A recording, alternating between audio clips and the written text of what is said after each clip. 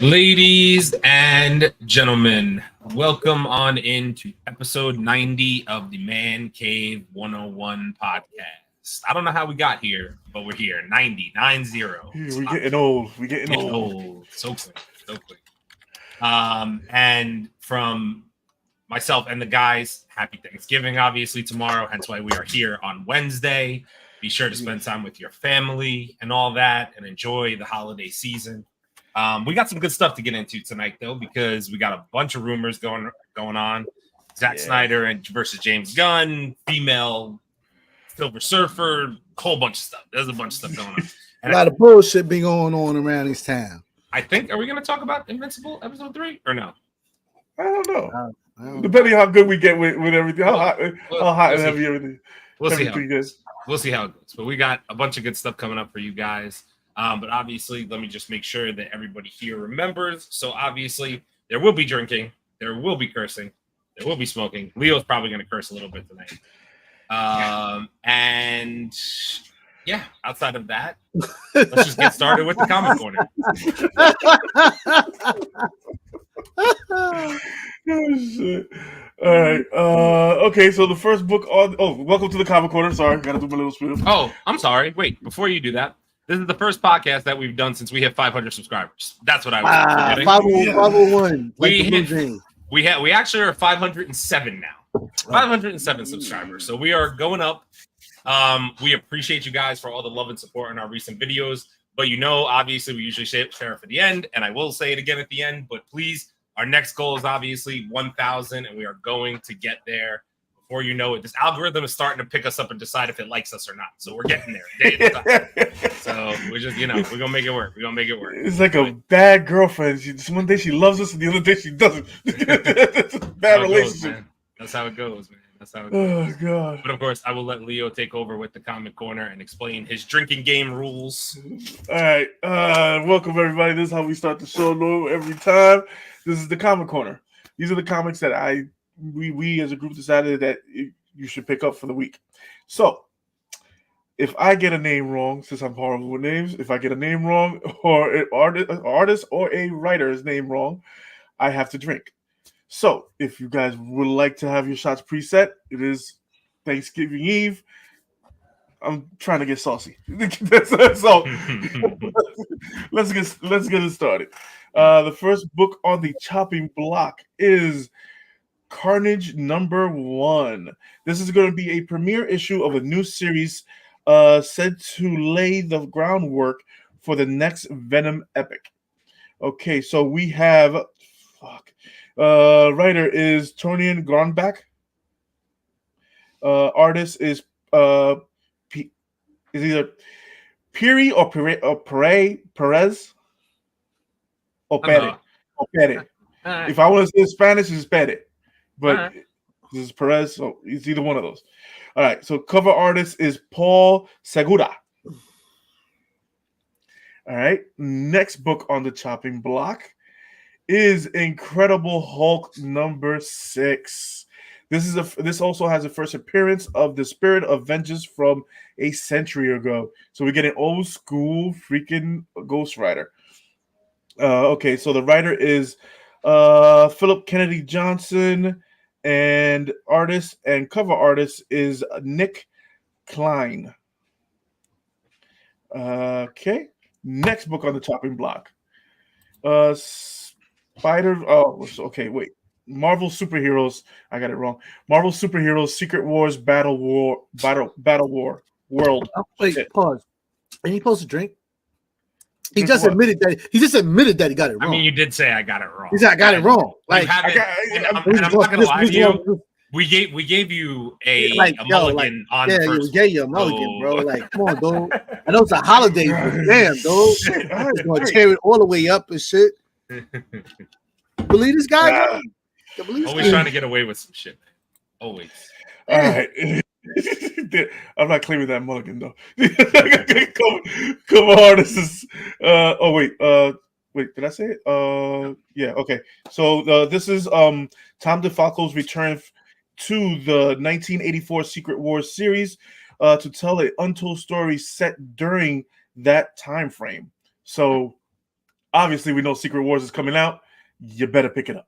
I want to pick it up. All right. Cover artist is Giuseppe Camuncoli.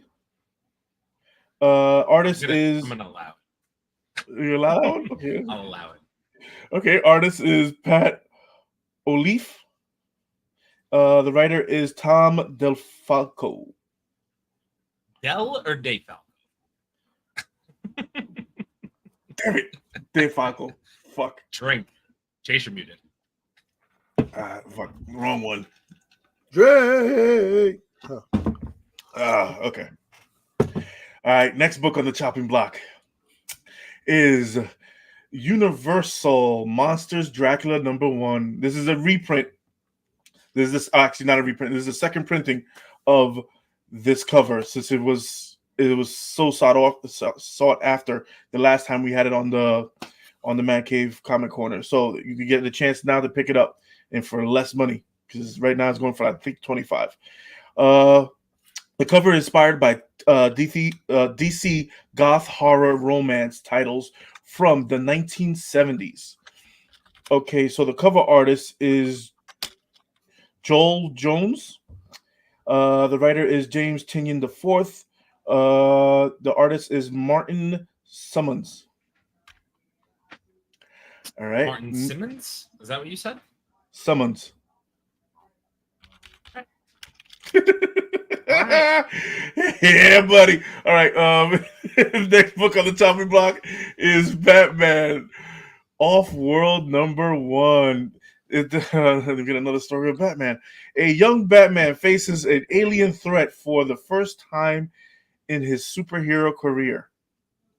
Bullshit. But how much prep time did they give him? Bullshit. That's what I want. Okay, all in junior high school. Oh god. Okay, this has a first appearance of Lone, a Tamarian alien. Okay. Yeah, what he said. You gotta watch some Tamarians and shit, bro. All right, the writer is Jason Aaron. The cover artist is Doug Mancave. The artist is Doug Mancave. All right. Next book on the chopping block. I think this is Simona. #1. Simona #1. Because I heard some other people. Samna. Samna. I think you should just drink. Yeah, I think you should just drink. Drinker. Samna, drinker. I like it. All right. This is okay. So this is set during the time of the witch hunts in Salem, the 1600s. It is a series following women descendants into the erotic escape from the confines of her. Wait, yeah. the confines of wait. What the fuck wrote this? The confines of her and the Catholic Church world. I don't fucking know. So it looks like a good cover. Let's go. Yeah. So the cover artist is Becky Cloonan. So is the writer. The other writer is Tula Latoy. Or Tula Latoy. I think you had it right the first time. We'll let it ride. I'll allow it. And my cover of the fucking week. Yeah. By the way, bro, I just have to say, I understand maybe people don't want to hear this, but you gotta. This is from a private Facebook group. I couldn't get details on what this book was called because it's in a private Facebook group. I'm sorry. Freaking guys sent to me comics that I can't access information on. I'm sorry. It was my fault because I just saw it and I said, "Oh yeah, this is good." All right, so this is a private Facebook group. This is an exclusive and a pre-order. You're still able to pre-order for until the 14th, and it's going to drop on the 14th. So the creator is the creators of this is Black Cotton. It's a comic book shop. Patrick Foreman and Brian Hawkins. The art is by Victor Garduno. This is the same artist who brought us the Optimus Prime one that everybody loved it from Comic-Con, and he also brought us Blue Beetle. So the virgin is going for 20. The naughty is going for 40. Everybody knows what that is. The naughty. What do you mean by that? Yeah. Yeah, I'm not getting into that. But yeah, so this is one of the hot covers of the week, and he's this artist Victor Garduno. Wait, Garduno? Yes, Garduno is up and coming because he's been getting hits a lot from different people. Can you spell his last name? Garduno.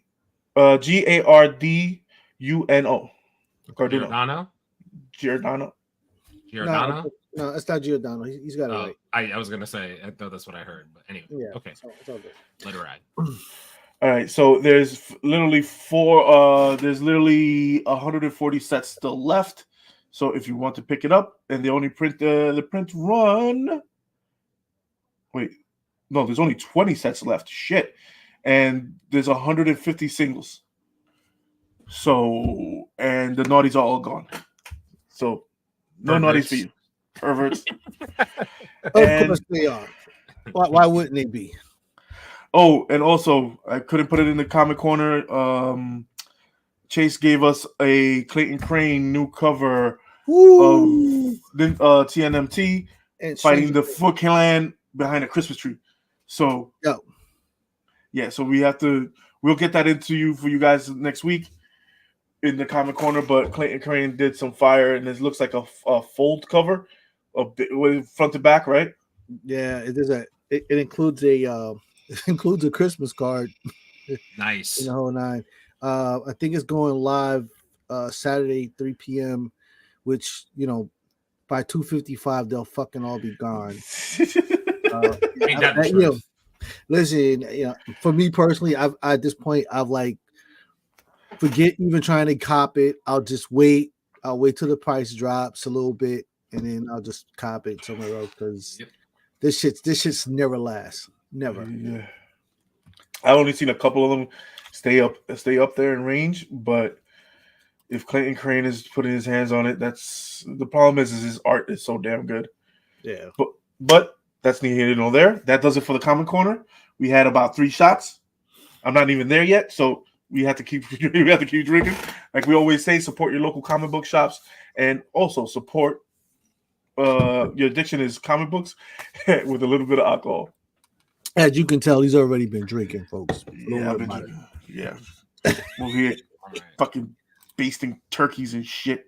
So that'll do it for the comic corner. And as usual, we are going to head on over into the nerdy news. So take another drink if that's what you want to do. Take a sip, take a drink, do whatever you got to do.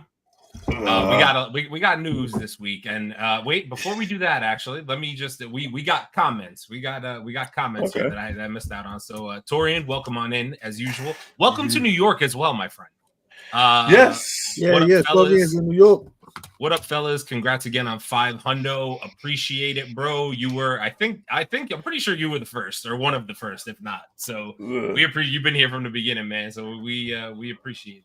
It's a fact. I believe Johnny Fish.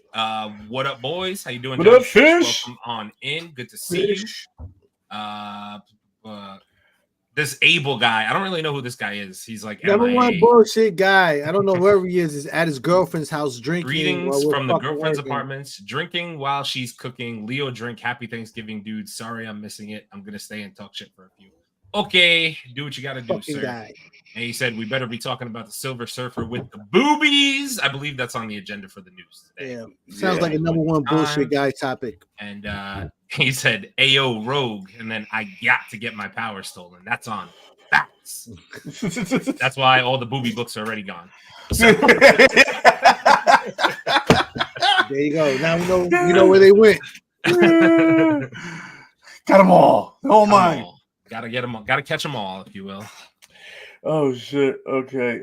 So how do we want to start this evening? All right. Okay. So in gaming news, The Last of Us Part 2 for PS5 remastered has leaked already.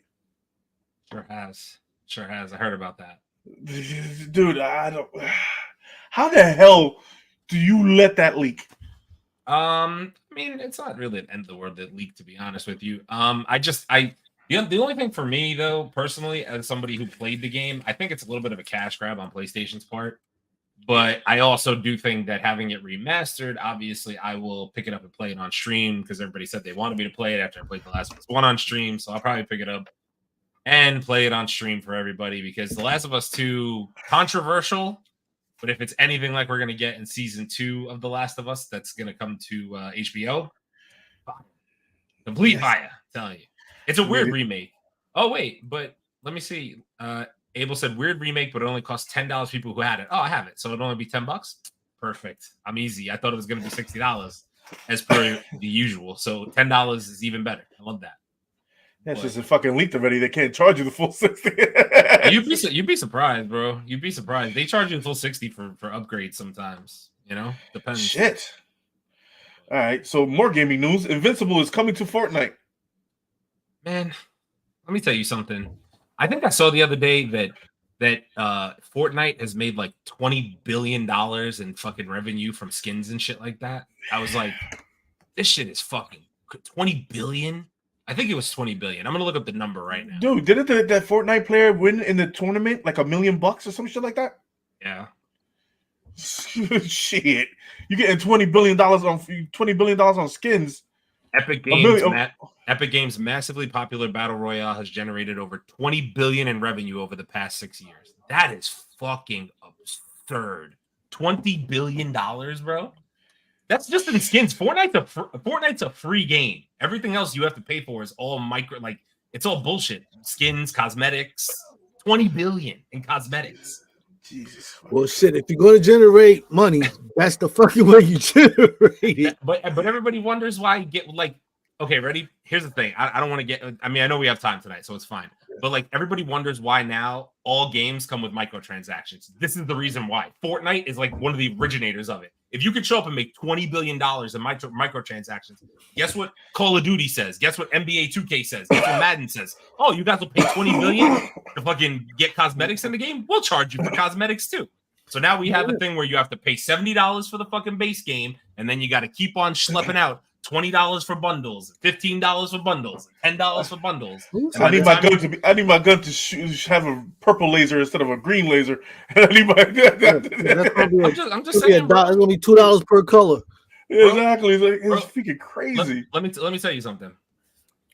Call of Duty just came out with Modern Warfare 3, which is a $60 literal expansion. I'm very pissed that I bought it, to be completely honest with you. I'm playing it, blah blah blah.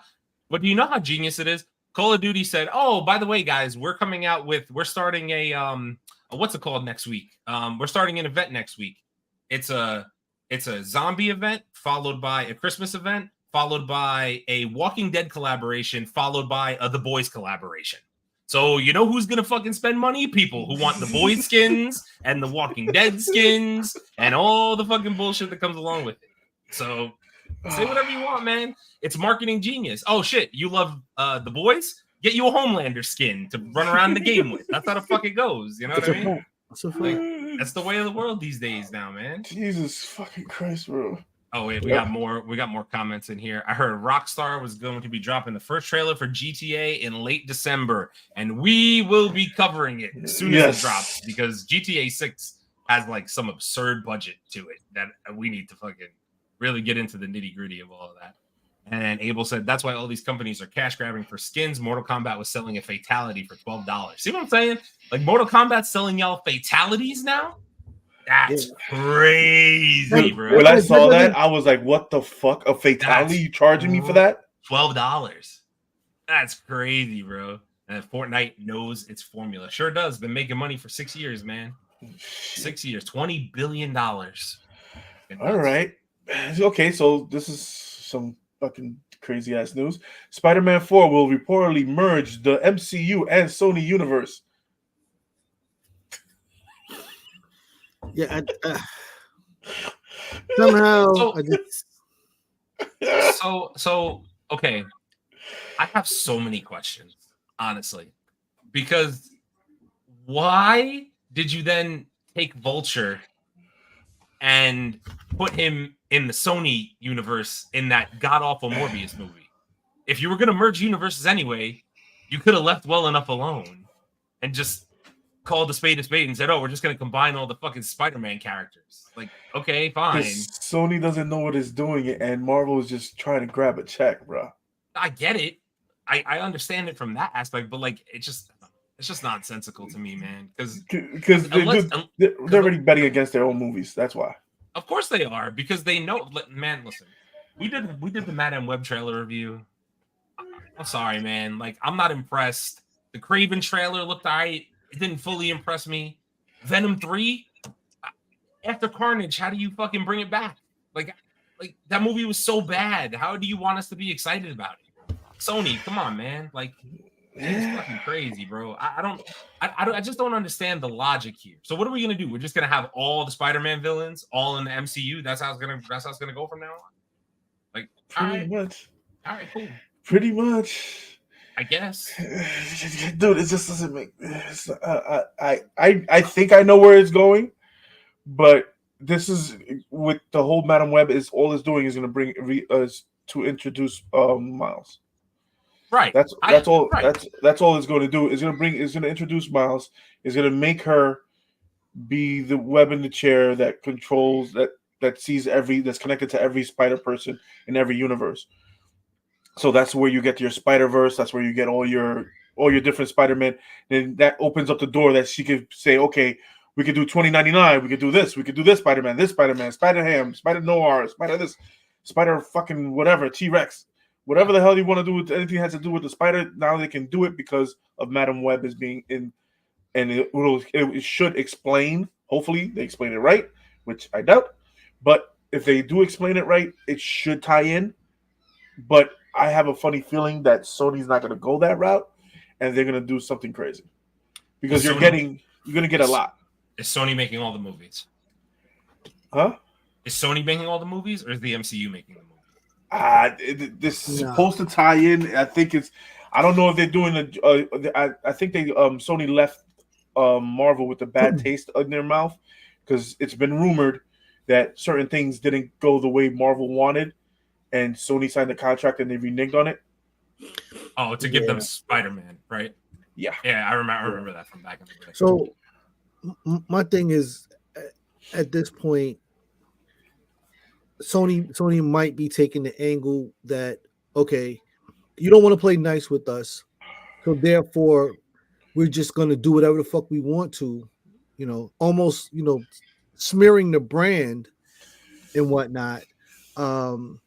And then, at the point that they have to give this thing back to Marvel, there'll be so much to fix. It'll be crazy. Spider-Man is not even arguably one of the most flagship characters in the Marvel brand. And it, it has to be taken care of in a much better way. They found their way a little bit with Miles, which is pretty much Spider-Man of the fucking future. But, I see them doing a lot of other bullshit movie-wise that just simply doesn't make any fucking sense. I'm not really sure what you're trying to accomplish, so I can only assume that what you're actually trying to do is just smear the name, And the thing is, if you fuck up Spider-Man, and the way they're doing it, I can't give them a bad Spider-Man movie yet. Because we haven't, we can, but Fox and Sony and the whole fucking. But are you talking about Sony though? Because Sony in general, Homecoming is I don't give a fuck that it made $1 billion. That's not a good movie. Homecoming is not a good movie. No, I'm sorry. Not Homecoming. Homecoming was Far From Home. Far From Home. Far From Home is a bad movie. Far From Home is a fucking horrible movie with some cool CGI in it. It's not a good movie though, start to finish. Sorry, it's not. And then again, it's track record. Okay, cool. So you had this Spider-Man trilogy. How much of that is Marvel's doing? How much of that is Sony's doing? Okay, cool. Name me another quality fucking project. Venom. Fucking Venom, Let There Be Carnage. Now we're getting Kraven. And we've had how many from Sony in the past that they're not hitting the mark. And the thing is that when they did hit the mark, they were tied in with Marvel. And not for nothing, you brought up, okay, cool. So now we're gonna bring in Miles Morales in live action, right? Okay, bet. I love Miles Morales. Everybody on this panel loves Miles Morales. We love that character. But now you have to compete with the Miles that we saw in Across the Spider-Verse and the Miles that we saw in Insomniac's game, which you gave him 2 fucking incredible stories. Now you have to do it in live action and not fuck it up. Good luck. Good luck, because that movie, Across the Spider-Verse, I have to go watch it again because it was so long. I loved every minute of it, but it was long. I want to rewatch it. Right. But that storytelling with that Miles arc, I don't know how you're going to beat that in live action. I genuinely don't. If they follow the same way that they did the Across the Spider-Verse, if they follow that storyline, they're good. I don't think they can. Too many characters, too much money. Yeah, and the problem is they don't have Kingpin. Yeah, don't have Kingpin. MCU has Kingpin. Can't do it. So, I mean, for them to let him loose, it's not going to. Unless you play nicey nice with the MCU more, you know. And then we get Spider-Man back, and then we like, let us take care of Miles. We'll split it 2060 or 2080. I could get excited if the MCU was going to make a Miles Morales project. I could get excited about that. Yeah. You know, but Sony, I'm sorry, man. I can't. They have to regain the trust. That's what it is. Yeah, that's what it is. Yeah. All right. The new story that came out, Logan Writer has been reportedly hired to write Marvel's $100 million Blade movie script from scratch. And this would be a great fucking thing to happen. Wait, who is it? The guy who wrote Logan. The writer from Logan. Yeah, the writer from Logan. Yeah. That's probably the best news we could have got. Yeah. So it's definitely going to be. It's confirmed that he's joining the team. That's dope. Listen. Like I said, certain actors, I simply trust their judgment, and Mahershala Ali is one of those guys that I'm glad that he is kind of at the helm of this thing, and he's helping to make good decisions over there. This is going to be a great project if he has his way in the story. Yeah. So I'm just waiting. I'm hoping that it comes out good. It better come out good. It has to. Listen, you know how this shit goes, bro. It's like you can do all the things right, but it goes inside the mixing machine and it comes out, and then depending on who's there, it's good. Depending on who's there, it still looks like shit. Right. Yeah. All right. So we have did we discuss last week the what if names of the what if episodes? I know we've said the names of the episode before. We have, yeah.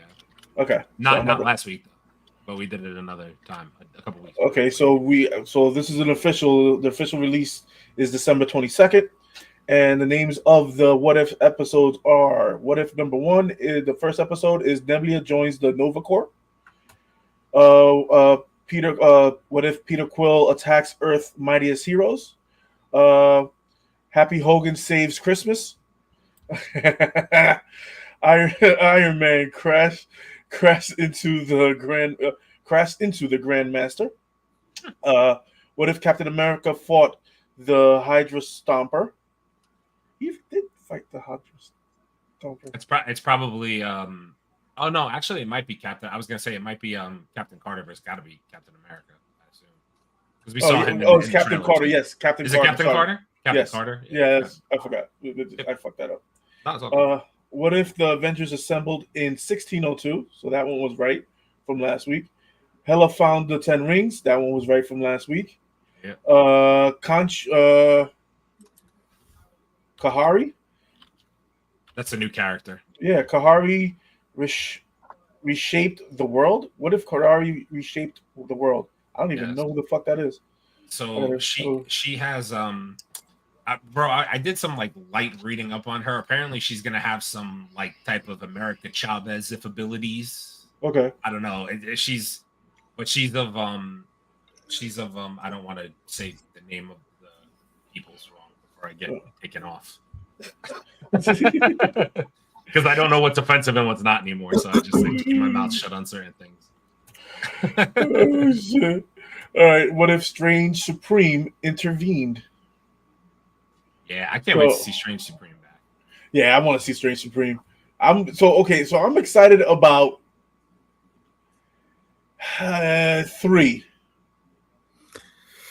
Oh yeah. Wait, four.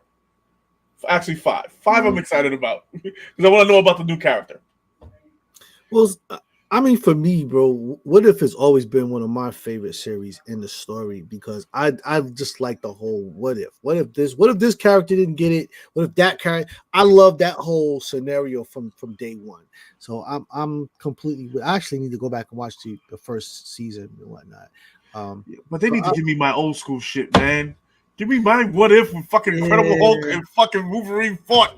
Yeah, give me that. I know. Give me the old school ones. What if Thor fucking whoop freaking old father's ass? Give me those. Okay, so I just want to give. So Torian actually said. So she's a dimension hopper like America Chavez.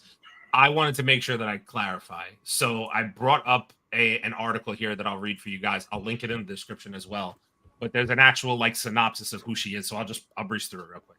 One episode of What If Season 2 will explore what happens if the Tesseract falls onto Earth and lands in a sovereign. I cannot read that. What the hell that says? Haudenosaunee Confederacy. Now you guys can see why I didn't want to say the name of anything offensive. Haudenosaunee. I'm going to assume I said that right. Confederacy before it was the colonization of America. The Tesseract will transform a lake into a gateway to the stars and imbue Mohawk woman Kahori with some extraordinary gifts. The episode is created by Ryan Little in collaboration with members of the Mohawk Nation to ensure the cultural authenticity. It will be delivered by the Mohawk. It be delivered in the Mohawk language during the episode. Oh, so it's the Native American. Okay. So thank you. That's I didn't know if Native American is still a proper term or not, so I didn't say it. The I word is improper. The I word. That's the word that's improper now. Okay. Yeah. The I word is improper because we had. Because we had the Guardians in the MLB and they got changed. Because there's some guy who supposedly discovered. How could you discover something when people are here? But homeboy thought he was in India, but he made a left. Where I come from, if you discover where somebody's living, it's called fucking breaking and entering. But maybe that's just that's not here. That's what I mean. It's just like I discovered the car. I had the keys in it. Yeah. So I think what's interesting to take away from that though is that basically the Tesseract is going to land on Earth pre-colonization, and this new character is going to get powers. So what powers is she going to get from the Tesseract? Because we know how powerful the Tesseract is in the MCU. Right. So that's probably going to be a good episode. They'll probably do well with that. Yeah, honestly. I really want. I'm probably going to go try to find our first issue. Sorry, it said, "What if Aaron wasn't the man in the chair?" I don't know what would happen. What if Leo left the lights off? That would never happen either. What if Chase? What if Chase wasn't from Brooklyn? Oh. What if Abel showed up 2 weeks in a row? That we'll never know the answer. Blasphemy.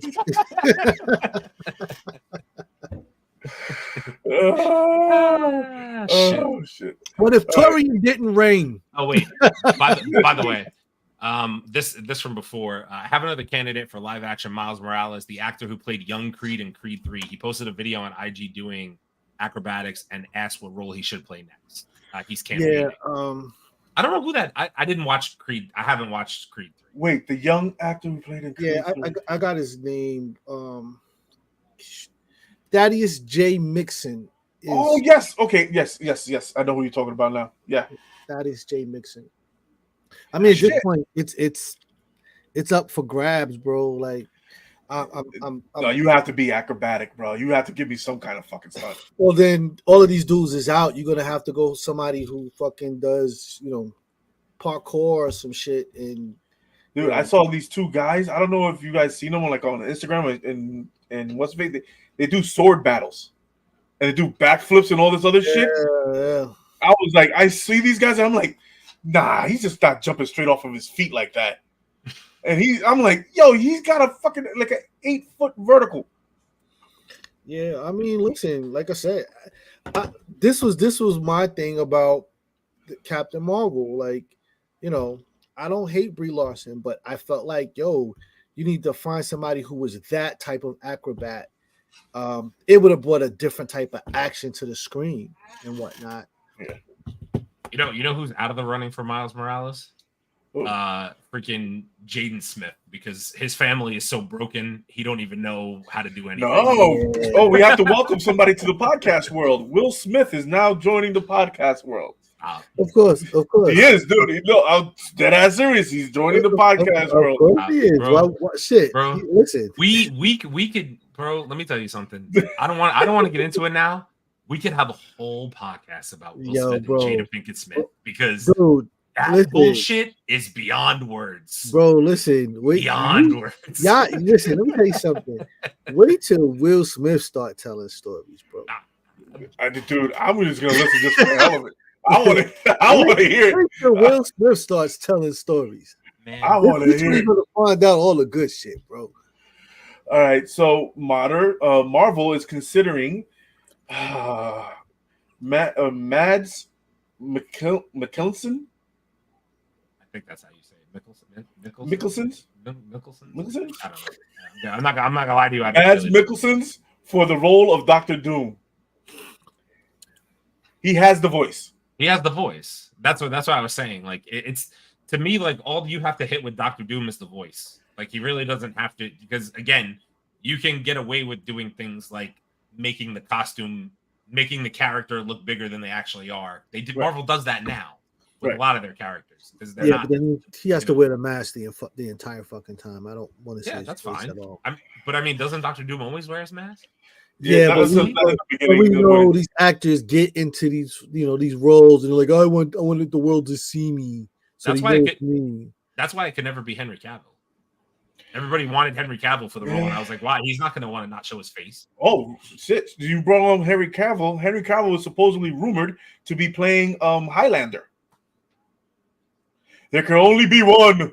I can actually see that for him, though. I can see that. I can see that for him. I can see that role. Yeah, that fits. I can see that for him. Yeah. I do freaking like it. I'm not going to complain about it. I see it. Yeah, all right, so this is another rumor. Marvel reportedly still committed to the Kang storyline. Listen, I keep saying this. I'm like, everybody's putting out all these rumors about Doom, and listen, until this shit is over, it's over.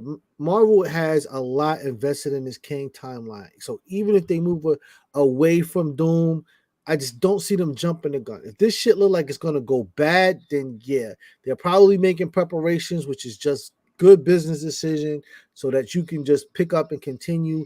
But listen, the Kang thing is what works. That's why they chose it in the first place. So, we all going to have to ride this shit out until its conclusion. Do you have anything else on Kang in the news? Or Jonathan Majors? No.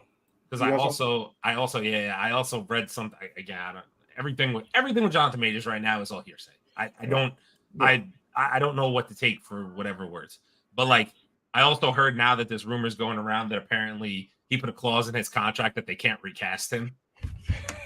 And I was like, if he did, he's a fucking genius. You literally forced their hand. You're like, either fire me and get rid of the character, or you have to fucking stick with me. Like that's it. Like you don't have a fucking option here. But also, I highly doubt that the mouse was selling some shit like that. That's I doubt it. I doubt it as well. But it is a rumor for what we're talking about. But when you're talking about Jonathan Majors, I'm like, and you're not talking about. Like, he would have signed it at a time where he had a good many movies under his belt. He was he did have a lot of movies under his belt.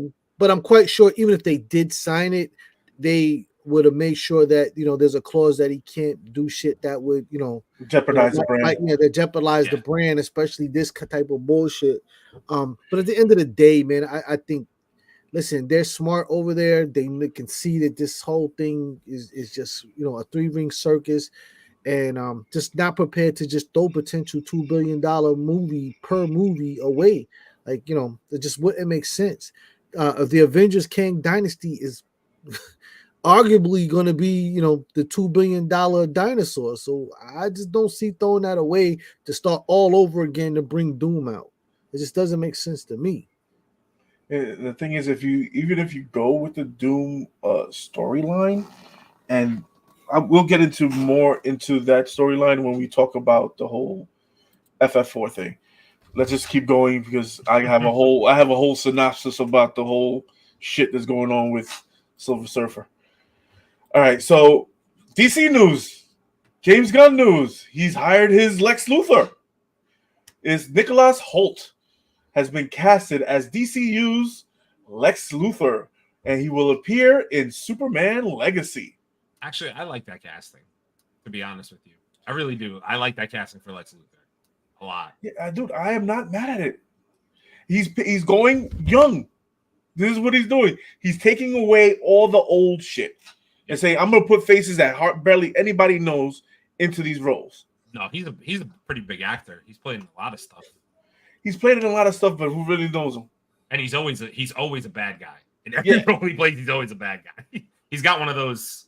He's got one of those faces. The faces.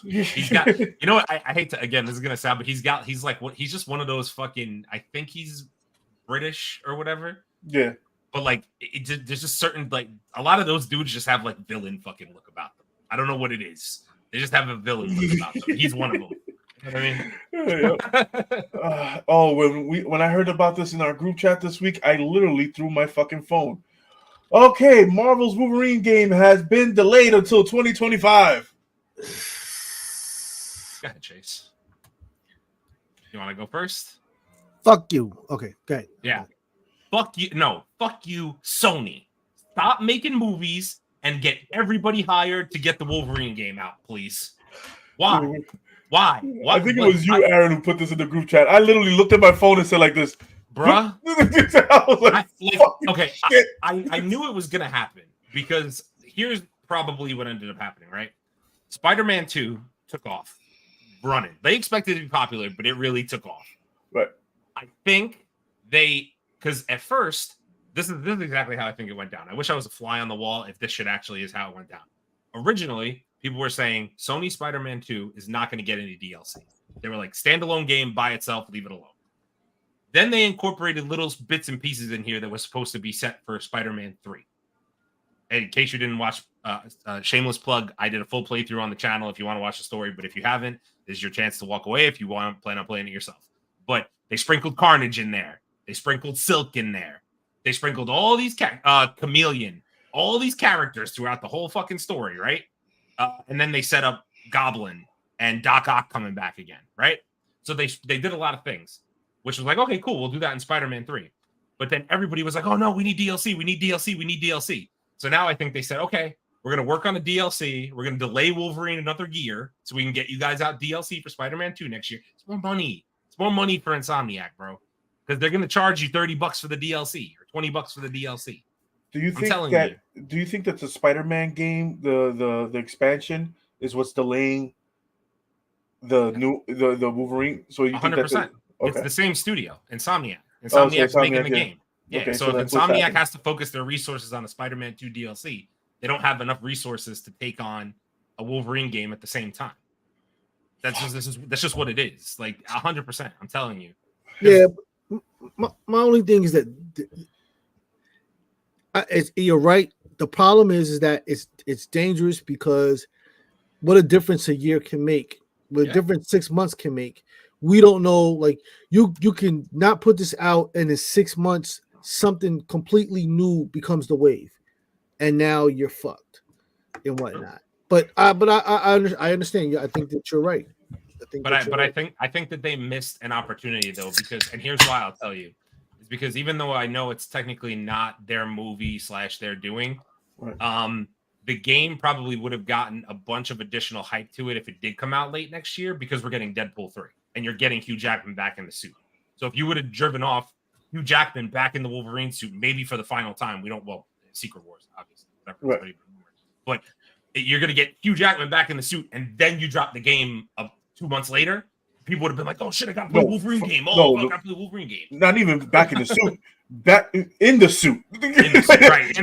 Not even back in the suit. In the suit that everybody's been dying for fucking 20 fucking some odd years that he's been playing this fucking character. And maybe if it is early 2025, I'm assuming they're talking mid to late 2025. Honestly, they haven't said anything yet, but that's what I'm assuming. But if that's the case, they're going to miss a year window where they could have gotten that height of like Wolverine's back popularity. You know what I'm saying? But wait, Okay, so you got 2024. You got Deadpool and Wolverine coming out. Yeah, when is X-Men 97 coming out? It's supposed to be early 2024, early next year. That's what I'm saying. You're gonna get all this X-Men, and you could have dropped a Wolverine game, and people would have been like, "Oh shit, X-Men are back! I gotta go get it." I mean, not that you won't listen. Wolverine by itself, people are gonna go buy that fucking game. It is what it is. Shit, I'm fucking pre-ordering it, and you better have a fucking statue. You better have a fucking statue, because if you don't, I'm gonna be shit. 19 inches of bone claw. Pause. Fucking pause. Get you mine now. Get your man, pause. I get it. Oh god. I get it. Okay. We got some good Star Wars news. Dave Filoni has been promoted to Chief Creative Officer of Lucasfilms. He will work directly with Kathleen Kennedy to oversee all Star Wars projects going forward. Get that Star Wars money, bro. That shit is that's money right now. My man has been hitting bro. Fucking shit. He's been hitting since Bad Batch. So just let him have it. Yo. He's been hitting since then, bro. So let him fucking clone. Let him get it. Yeah. Kathleen Kennedy, just take the back seat and just fucking hurry up and get my next season of fucking Bad Batch out, bro. Because I'm like fiending over here. Yeah, because just let him work. Just say, okay, listen, I get to put my name alongside this greatness. Let him cook. Let him cook because he knows the shit that he's talking about and is getting to the point that Ahsoka is fucking one of the number one shows on Disney Plus. People fucking arguably would say it's probably the best show of Star Wars on Disney Plus. You can make a great fucking argument for it. That's what I've heard. If that's he got the promotion, let him cook. Let go of the reins. Both of y'all work together, and hopefully y'all guys can work together in a peaceful manner. What's her name isn't that well liked over at Star Wars, right? Kathleen Kennedy. Yeah, she's because not well liked because the movies that she made. That's it. And Star Wars fans are the fucking the epitome of fucking Sith. They're literally Darth Vader alive. Darth Vader didn't have that many buttons in the middle of his chest. Ah! True, bro. Dude, he had 3 shoelaces on the left foot and 5 shoelaces on the right foot. No! They'll fucking lose their shit. Yep. It'd be like that, bro. But you also got Jar Jar Binks, the best fucking Star Wars character in the world. Let me just catch up on a couple of comments here from Abel. If Jonathan Majors got the clause in his contract that only he could play Kane, they're going to pivot, but they could pick him back up. I mean, it's possible. They don't know what's really going to happen. I'm convinced they don't fucking know yet. I really am. I just don't think they know where it's going. Like the thing is that you have to realize one thing. Jonathan Majors gave all that information, and his lawyers sat down with Disney's lawyers, and they all sat down to talk about it. 100%. Because there's no possible way that there is. So the only reason why he's staying on Disney and in Marvel is because the lawyers told Disney, "Hey, he has a great fucking case." Yeah. And they said, "Okay, me losing $2 billion. Do we want to be another? Do we want to have another actor, a great actor, be like Johnny Depp on others? I don't think so." Yeah. Because make no mistake. You let Jonathan Majors go. He beats his fucking case, and he fucking walks across the street to fucking Don't Care Comics. You guys might be fucked. What? He walks across the street to play like Jon Stewart. Bro, don't do that. Just saying. Shit, if he goes across the street to play Jon Stewart, I'm just saying. No. Fuck. Marvel will have a fucking problem. Yeah, they'll have a big fucking problem. And then this about James Gunn. I can say a lot of things about James Gunn, but this cast so far is really good. He's honestly hit the cast out of the park. And I have to give him his props. Super excited to see who his wife is playing. Isn't she in isn't she in what's it called already? She was in Suicide Squad, wasn't she? No, but she's gonna be in Legacy. I can damn well near guarantee she's gonna be in Legacy. I can't post his other comment, but he also said Dave Filoni for the win, save Star Wars. Because I'm not getting us demonetized, Abel. I won't do it on your account.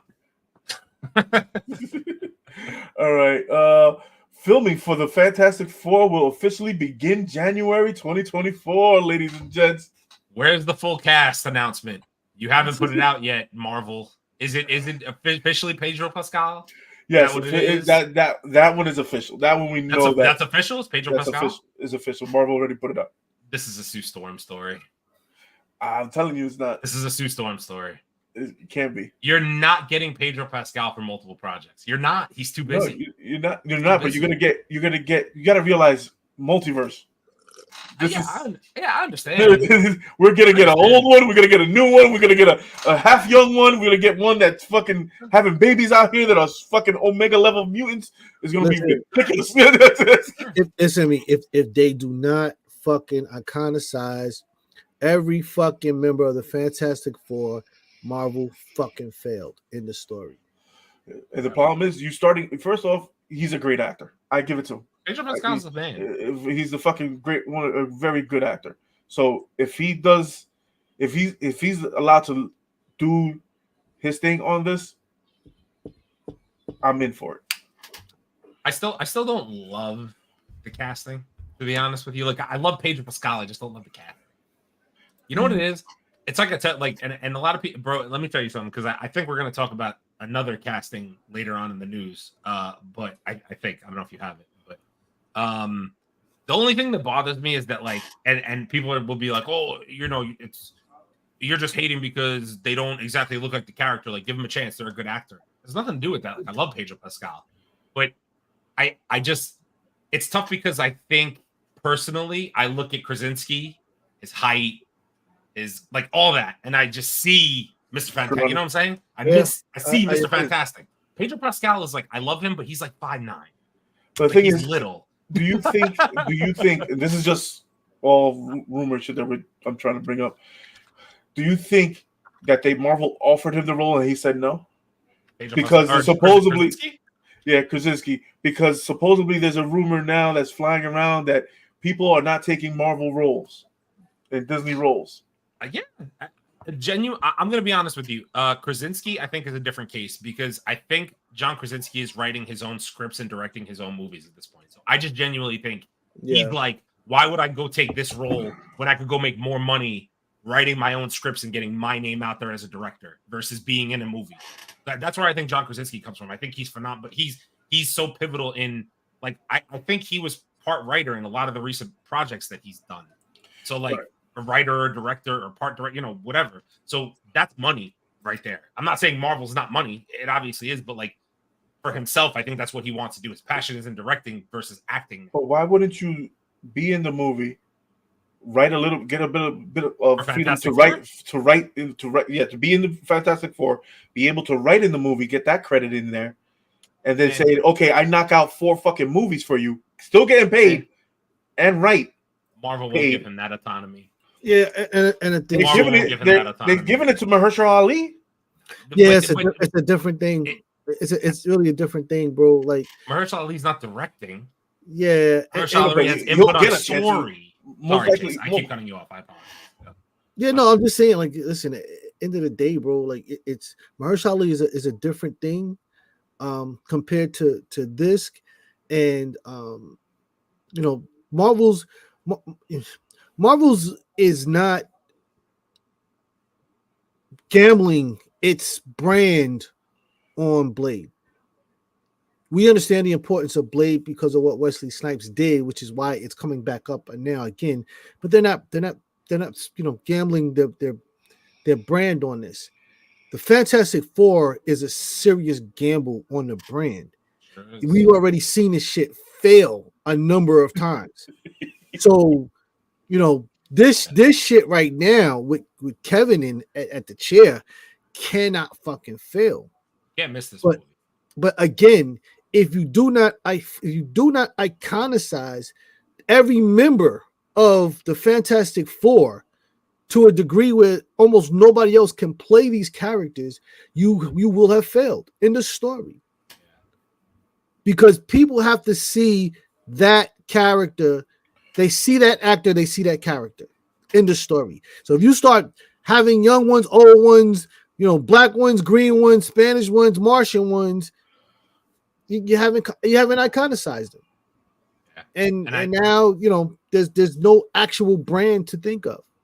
I know that the actress who's rumored to be playing Sue Storm, I forget, she's a young actress or younger at least. Yeah. To the best of my knowledge. That's why, and Johnny Fish here says they said it was supposed to be a Sue Storm story. It wouldn't surprise me if Marvel did go that route, because maybe they want to emphasize that she's going to be in it for the long term versus I don't know where the directions of Fantastic Four. We have no idea we haven't heard a plot synopsis, nothing, a story, what they plan on doing with them. So I don't know, but they probably want the younger cast to be, what it's going to be moving forward. Because a lot of those castings are not Pedro Pascal. Again, I love him, but you're not I don't picture him as Reed Richards, and I also don't see him being in multiple movies. I can't see it. But Marvel knows something I don't know. They're the ones writing the checks at the end of the day. So. Yeah, but that's the thing is that I hope. I really, really, really, really, really fucking hope that they Chase's point, they fucked up this movie. They fucked up this franchise, Fantastic Four franchise by itself. Not them or Fox, though. Fox. It's Fox. It's Fox. Fox definitely fucked up that franchise. Fox fucked it up. So Fox fucked it up, but the problem is, if you can't make something to fix Fantastic Four, is not going to take a lot of good. You make a subpar Fantastic Four, it'll be the greatest thing this sliced bread. Story writes itself, bro. Marvel's first family. Dude, it's already been written. You need the big purple guy, and you need the fucking people on the ground. That's it. Not a cloud, not a cumulonimbus cloud, not. and we already and we already seen how they can play Celestials, because we already seen it in Eternals. Yeah, so exactly. And the CGI that they did in Eternals is freaking incredible. But you got to realize also one thing: this is going to be at least a $300 movie, or $300 million movie. It's $300. Is it? That's all they get. $300 million. $300 million movie. So if they don't get this shit right, it's a big fucking gamble. It's a swing. It's a swing. Question. So Fantastic Four comes out. It's a fucking bomb. Do we ever see the Fantastic Four again? That's it. It'll be. You have to. If they're going with Secret Wars, in the MCU, I was gonna say Secret Wars. You have to see him in Secret Wars. You have to see him in Kang Dynasty. So they can't miss. It's literally a can't miss. Even if they go with Doom and take out Kang out of it, you still can't miss Fantastic Four. You can't miss Fantastic Four. You can't. There's no possible way. You can't do it. Nope. You cannot. All right. So, and also in more DC and James Gunn news, sorry, before we move on, I just want to Wendeezy on the check-in. What's happening, bro? Hope you're enjoying time with the family. I can bring you in hot. I can bring you in cold. I don't know what.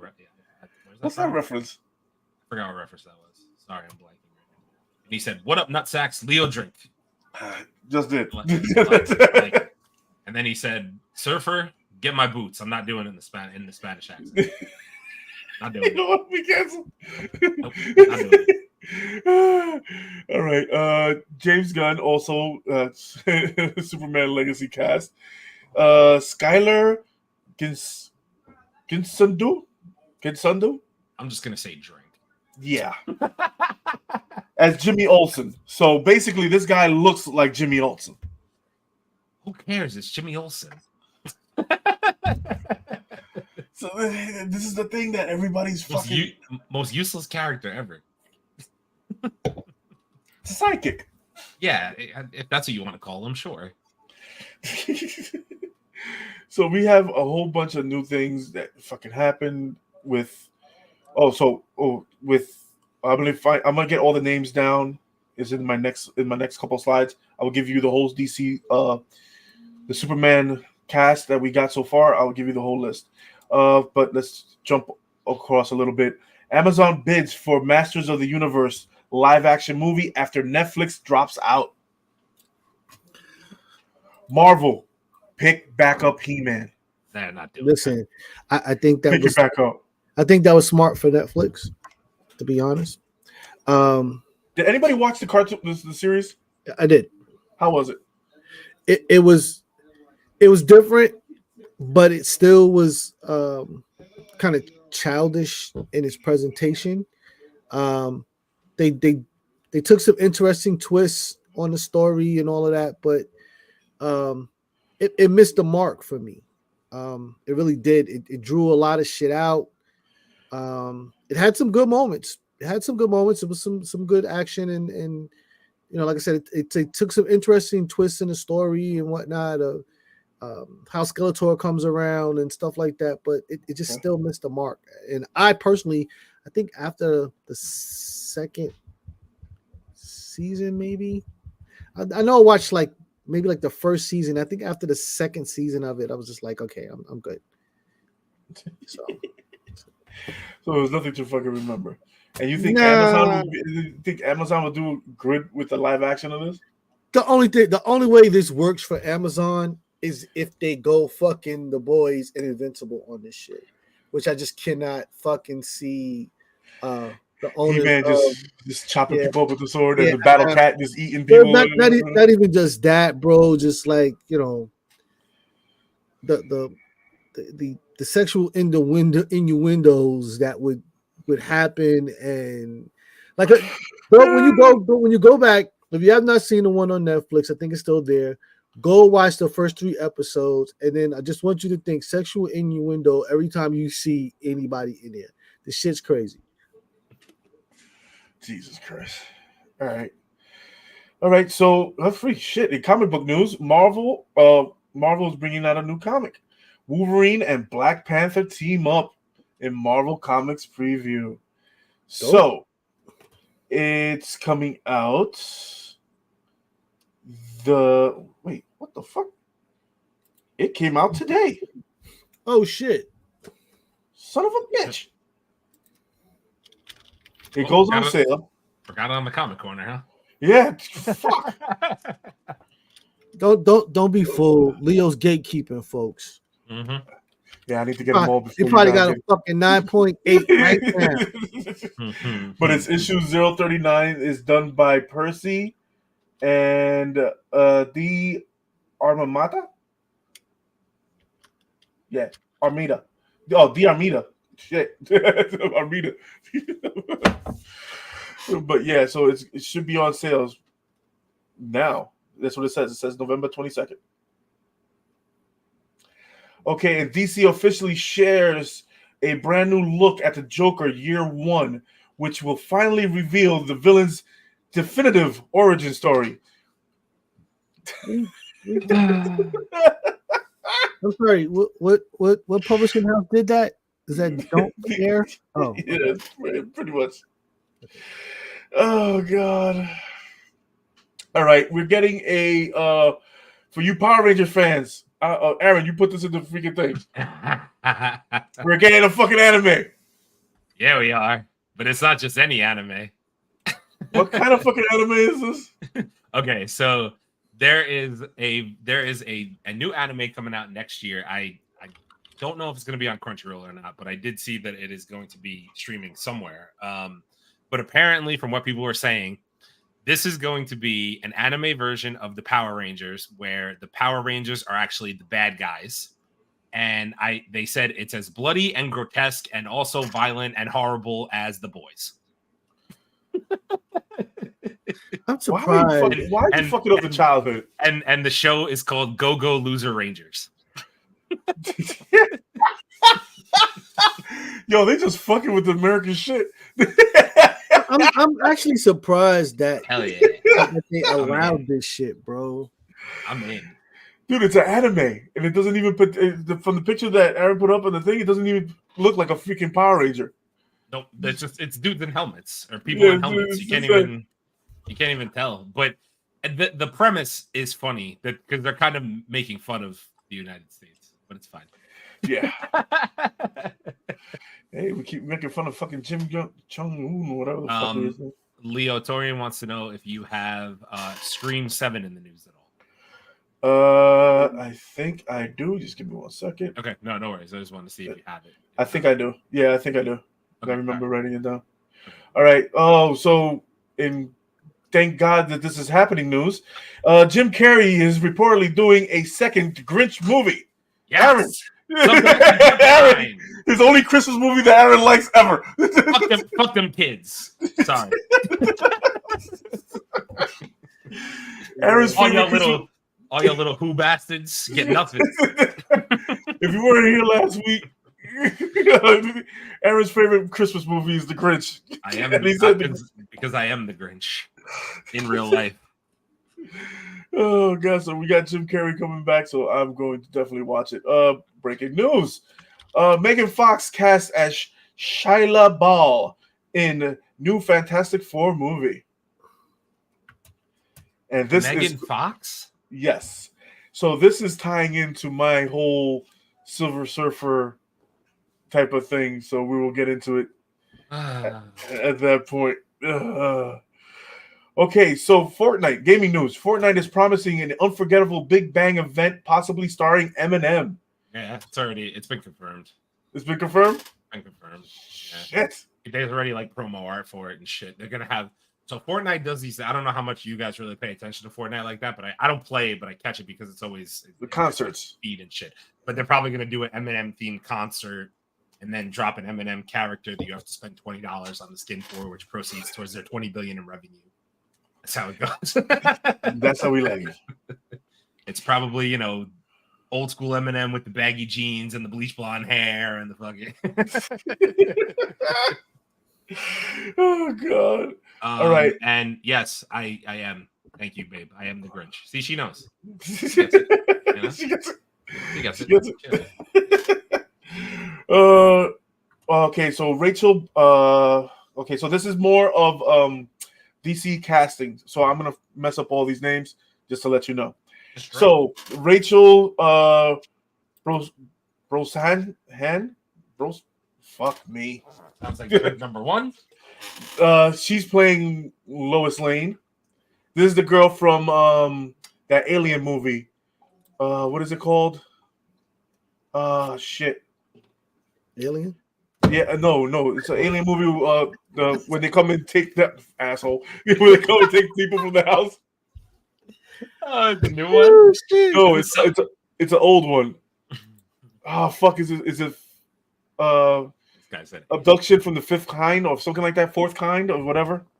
You mean Close Encounters of the Fourth Kind? Some shit like that.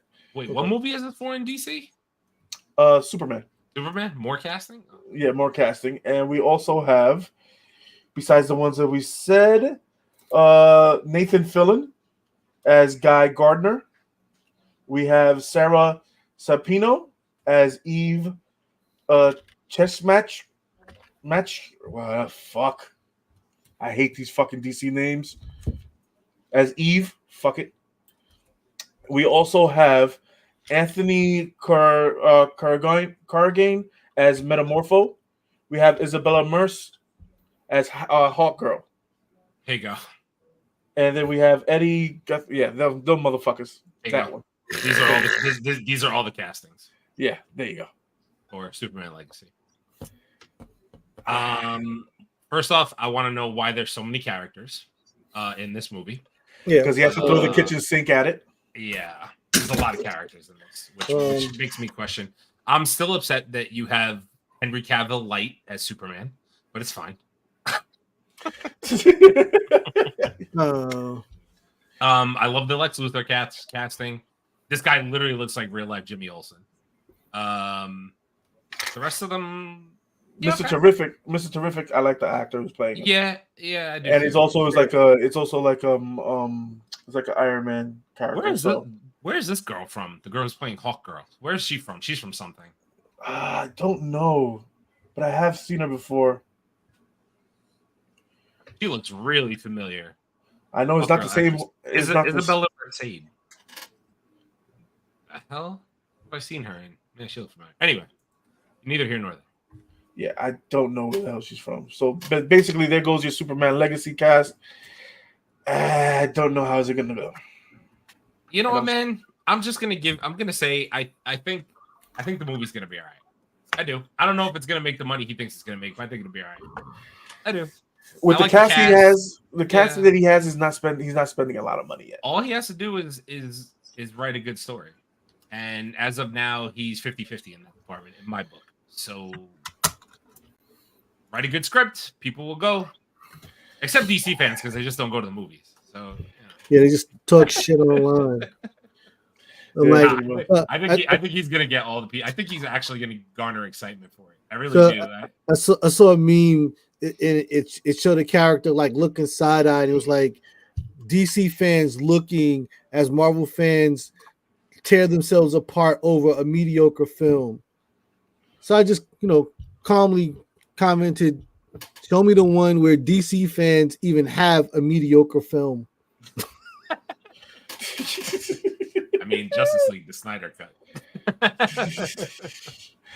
Hey, look what happened to him. Shit. Yeah. That guy. Okay, Jenny Ortega reportedly drops out of Scream 7 due to schedule conflicts. Wednesday. There you go. Listen. With Wednesday. Money talk and bullshit through the marathon. The check was not big enough, so chucking up the deuces. Wednesday got a second season on Netflix? Yep. I didn't know I wouldn't be surprised. It was a good show, bro. Everybody was fucking talking about it.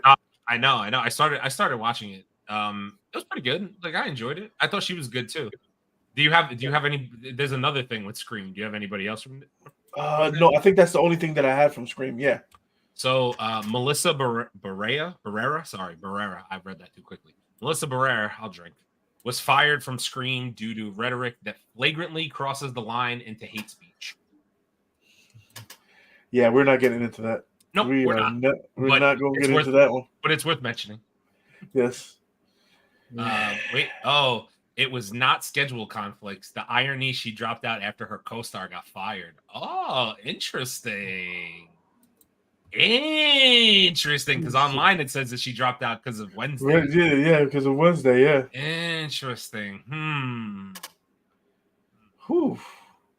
All right. Okay.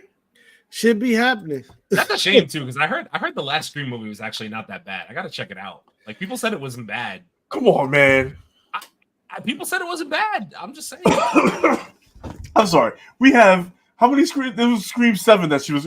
So there's 6 other Screams with the same concept. My brother, father, sister messed around with your mama, and your mama broke up my happy home. So I gotta kill everybody in the house. Yeah. It's fucking emotional damage. Yeah, but he's got to call and fuck with people first, you know. Yeah. I was star 6'9" his ass so quick. Where the fuck you at?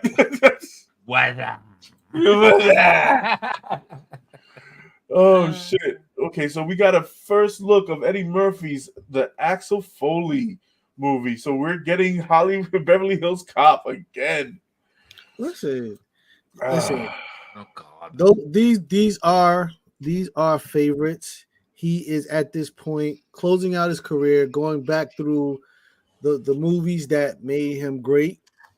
I remember seeing Beverly Hills Cop when it first came out. Yeah. Yeah, we cut school on a Friday. The whole came out right after another 48 hours. Shout out to E-Hall, you know what I'm saying? Those that remember going to the Duffield on Fridays. And when they had the matinee early, and matinees were like fucking $3. It was like $3, bro. Right, like listen, right after math class, we out, and the Duffield Theater is literally like 2 feet from Erasmus Hall. So you could not go. And I mean, it's a good thing New York doesn't really have truant offices, bro. Because I'm telling you, when I tell you that the theater was packed, I don't know who was in school. Kids with backpacks and everything. Yeah, I don't know who was in school because everybody was in the theater on that Friday. But listen, big up to him, man. Listen, he's made great movies, great characters over the years, and listen, we love Axel Foley, bro. We do love Axel Foley, but I need Eddie Murphy to be Eddie Murphy. I want him to do a grown-up role. We did a preview of him doing fucking a Christmas movie. That was a grown-up role? No, I'm saying we need him in I'm saying we need him in a grown-up role because we already got, like I'm saying, we got him in a freaking little kids movie. And we haven't seen him like, yo, Coming to America. I'm sorry, it wasn't all that. It wasn't for me. Part 2 wasn't all that. Sorry, let me rephrase. I'm sorry, everybody. Don't. I gotta say you're about to piss some people off. Part 2, Coming to America, wasn't all that for me. I get what you're saying. I think at this point, okay, Chase. If he decides he's going to go back to all his original freaking movies, let him make Harlem Nights again. No, you don't touch that. But why? Here's the problem with trying to read. First of all, I knew I was going to get him. I knew I was going to get that entire staff is no longer even alive or is too old to actually come back out. So, and you got to remember, see, the thing about Eddie Murphy's movies were no one was actually prepared to see that content live on screen. So when he did Beverly Hills Cop, nobody saw that coming. He got the jump on people, but now you live in an age where everybody's seen everything. So trying to do something that people have never seen is like extremely hard to do and whatnot. Don't ever disparage Coming to I'm sorry. Leo, Harlem Nights is a masterpiece. Yes, it is. Yes, it is. To me, but this is the thing. Eddie's such a great fucking talent. I just want to see him in his grace again. I want him to. This is the motherfucker that made me laugh when I was a kid at Raw, and my father put it on TV, and he's sitting. My father is laughing his ass off, and I'm sitting there like, I'm too young to be watching this shit. And my father said, "Hey, you see that shit? Ooh, that's right. That's how I got your mother." So he's saying all this shit in front of me, and me and him sitting on the couch watching this. So it's like, I want him to be that great. Yeah, I can never take his greatness away. I just want him to hit me one more time with like a Raw or a 48 Hours or a real Coming to America or a fucking Harlem Nights with the new cast and him bringing in the new school. Yeah, I don't. Chase, we got enough heavyweights in comedy right now. Listen, do something else. I don't care. Bring them in. Do something else. Don't touch Harlem Nights, bro. Yeah, like listen. When you start bringing in Della Reese and Fred Fox and these guys, like I said, half of that staff is no longer living, and for some of them, with the exception of Red Fox and probably Della Reese, it's the high point of their fucking careers as far as a great movie and great roles in the whole shit, bro. Like it really was just a fucking masterpiece. And I can't lie, when it first happened, I was hoping that it would have got a part 2. But in retrospect, now that it's taken so long, I don't want to see a part 2, bro. I just don't. That fucking movie, you're talking about laughing until you cry, bro. But that's how I felt about Coming to America. You should have never touched that shit. You should have left that fucking thing alone, bro. He had to. Come on, man. You should have left that shit alone. He had to. Coming to America and fucking Harlem Nights is Eddie Murphy's top tier movie. And you can put Vampire in Brooklyn in there. Yo. So there's a movie that I wouldn't mind seeing a part 2 of. And what? Come on, Chase. Quiet as kept. quiet as kept, Vampire in Brooklyn was a lot better than what we gave it credit for in its day when it came out. Like we all went to go see it because it was Vampire in Brooklyn, and Eddie Murphy, and shout out to Kadeem Hardison, who was fucking stellar in the movie. That movie was so fucking bad. Listen, again, just. Don't get me wrong, it's a classic, but it's one that I wouldn't mind seeing a part 2 to. I definitely would not. Oh my god! But yeah, me just saying this is just to say that if he has a lot of the original, he has 2 of the original cast in there. So okay, he has the 2 cops. His friend, I forgot his name. Rosenberg and fuck is the other guy's part? I know you're talking about. Yeah, those 2. He has his 2 friend cops, and everybody else is a new cast member. But if they do it, I think the chief. I think the guy that played the black guy that played the chief died. I think he died. Police, the first chief, died, and so did the chief for the LA, the LA for the LA, for the LA. He also passed away too. Yeah. Where's Balky? Balky's not in there. No. Oh yes, Balky's in it. Balky's in it. Yes, Balky's got to be in it, bro. Like, Balky's in it. Hey, this is actually my my brother. He asked, "What about Dolomite?" Dolomite. Yo, definitely a part 2, bro. Definitely a part 2. A part 2. I'm not mad at Dolomite. I mean, way down in the jungle deep. He did do it. He did do it some justice. He knocked that out, bro. But again, Dorian said, "Chase, you remember Surge?" Oh, Surge is my guy, bro. Surge. No, you get the fuck out of here. Surge. I'll give my Douglas. That's my guy, bro. But yeah, so and also Tim Burton doesn't want to do a Nightmare Before Christmas sequel or reboot. Tim Burton, listen to me. I'm not mad. Listen to me. This is my daughter's favorite fucking movie. Okay? Nightmare Before Christmas. Nightmare Before Christmas is fucking goated, FYI. That shit is amazing. I loved that when I was a kid. Dude, my daughter's favorite movie. I had to play it every fucking time. I watched She still watches it today and knows every fucking song. I might watch that again this holiday season. I really might. See, you like all the bad shit. You Nightmare Before Christmas, The Grinch. There gotta be another bad movie. You know who's probably like Home Alone too, don't you? You know who's my guy? Freaking what's his name? The dude. Oogie Boogie. Oogie Boogie. That's my guy, bro. That's my fucking guy, bro. I love Oogie Boogie. Ask me how I know all these motherfuckers' names. Yeah, that's my guy, Oogie Boogie, bro. That's my dude. But yes. So Tim, please, Beetlejuice is coming back out. Come on, he has the same guy.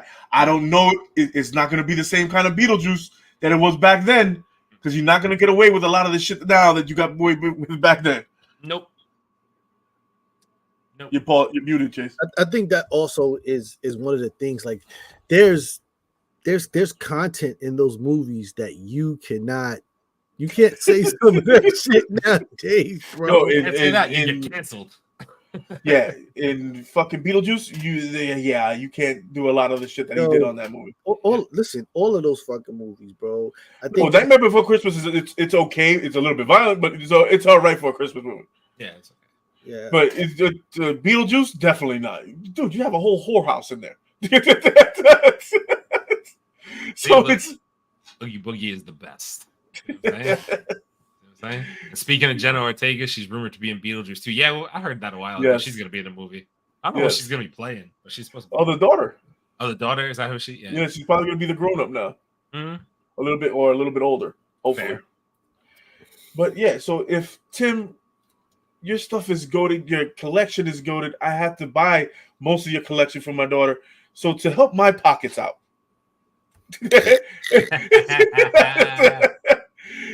If you're gonna come out with another one, it makes the old stuff go up. Sure does. So sure does. Yeah. We got another one. Help my daughter's college fund. It's Leo from the Man Cave. That's fair. That's a fair take. That's a fair take. Yeah, I can't argue with that. Can't argue with that. Yeah. You know how many fucking 50th anniversary fucking statues that she has upstairs? Yeah, that's right. Shit. But yes, so now let's get into the heavy part of the fucking news. Where you guys want to start at? Oh boy. Let's start off with Silver Surfer. Oh boy, here we go. All right. In latest rumor news, Silver Surfer is going to be. This is a rumor, ladies and gents. Marvel has not brought out none of this information out yet. So, since everybody in the interwebs was losing their conniptia and just trying to get clicks and views again, so what did your boy do? He did a little deep dive of the shit. So, and these are people in our community that read comics and know comics. If you know comics and if you read comics, you know there has been a female Silver Surfer. It's in Hercules, right? Yep. Mm-hmm. Hercules issue is a 4-part issue. This series is 4 out of 4, and the issue is, like I said, I did a synopsis of this shit. Okay, so it's Hercules, Twilight of the Gods, 1 out of 4. So it's the 4th issue of that run. So it's 4-4. So, and you have that one. You have that one as that one issue that Silver Surfer was female. Also, my point of view of it is until Marvel brings it out and says that they're going that direction, I don't give a shit. Because if they're going to have a Galactus, all they said was Galactus Herald was going to be a female. No, they said Silver Surfer would be female. That's the rumor right now. It's Silver Surfer. The rumors that's said. But Silver Marvel Surfer said that they're looking at a Galactus female Galactus Herald. So, which if it's going to be what's her name that we talked about a couple weeks back. Yes. You brought up, you said, okay, it's Nova. Yeah, Nova. That's fine. It could be Nova, because the reason why I'm saying that it could be Nova, because she ties into the story better at this moment. Because Nova is Johnny Storm's girlfriend. Yeah. Yes, I agree with you. So, and if she's Johnny Storm's girlfriend, and she goes. And the reason why she was helping the Fantastic Four is because I don't want to give away the whole fucking storyline, because I'm gonna ruin the movie if they go this way. I'm gonna fucking literally ruin the whole fucking movie. But she's Johnny Storm's. If they go this route, this is Johnny Storm's girlfriend. She gets her powers. Then Galactus, she's too rough for the Fantastic Four. She kills. She ends up killing most of the villains that she faces. And she says, and Mr. Fantastic says, hey, you're a little bit rough there, buddy. So then she decides to join forces with Galactus. Galactus makes her Herald, gives her the power cosmic, and then she becomes a Herald, a volunteer Herald. And she gives up the planet of the Skrulls. And then she ends up in jail. And guess who gets to save her? Silver motherfucking Surfer. Yes. This is comic book lore. Straight up and down. So stop getting pissed off for no fucking apparent reason until you see it. Yeah. Yeah. So you got something to say, bro? Go. Fuck that. Yep. I want to see the Silver fucking Surfer come. I want to see him fucking hang Johnny Storm's ass upside down again in the air and take his ass into space, almost killing him. I want to see them send the Silver Surfer to go get the ultimate nullifier. That's what I want to see. I mean, listen, I have no problem if you want to add other heralds to the story.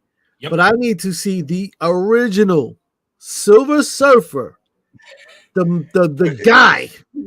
He's not gonna be. The guy. Okay, but wait. I just got one question for you guys. If they go with her as the Herald in the beginning, because it ties into Marvel's story better than Silver Surfer. Are you referring to Nora? Nova. Yeah.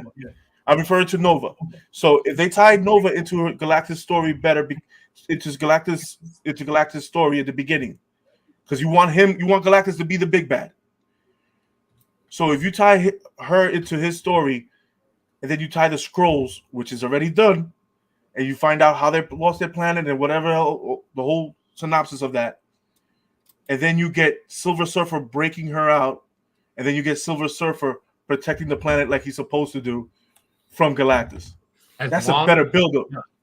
Sure, Leo, I'm in complete agreement with you. If that's how they're going to... I don't have an issue with... If they go Nova, cool. Right. But I'm going to be completely honest with you, and you're both going to not like what I'm about to say, and it's okay. I'm over this bullshit with Marvel. I'm sorry, but I am.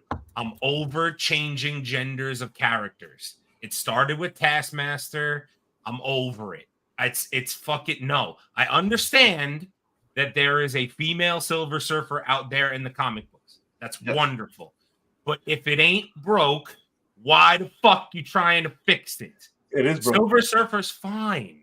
Silver Surfer's a fine character. But the best part of that movie was Silver Surfer. Am I wrong in saying that? You're right in saying that. Thank you. But they also introduced him wrong. Okay, they introduced him wrong. So fix that. Introduce him correctly. Don't switch the character's gender.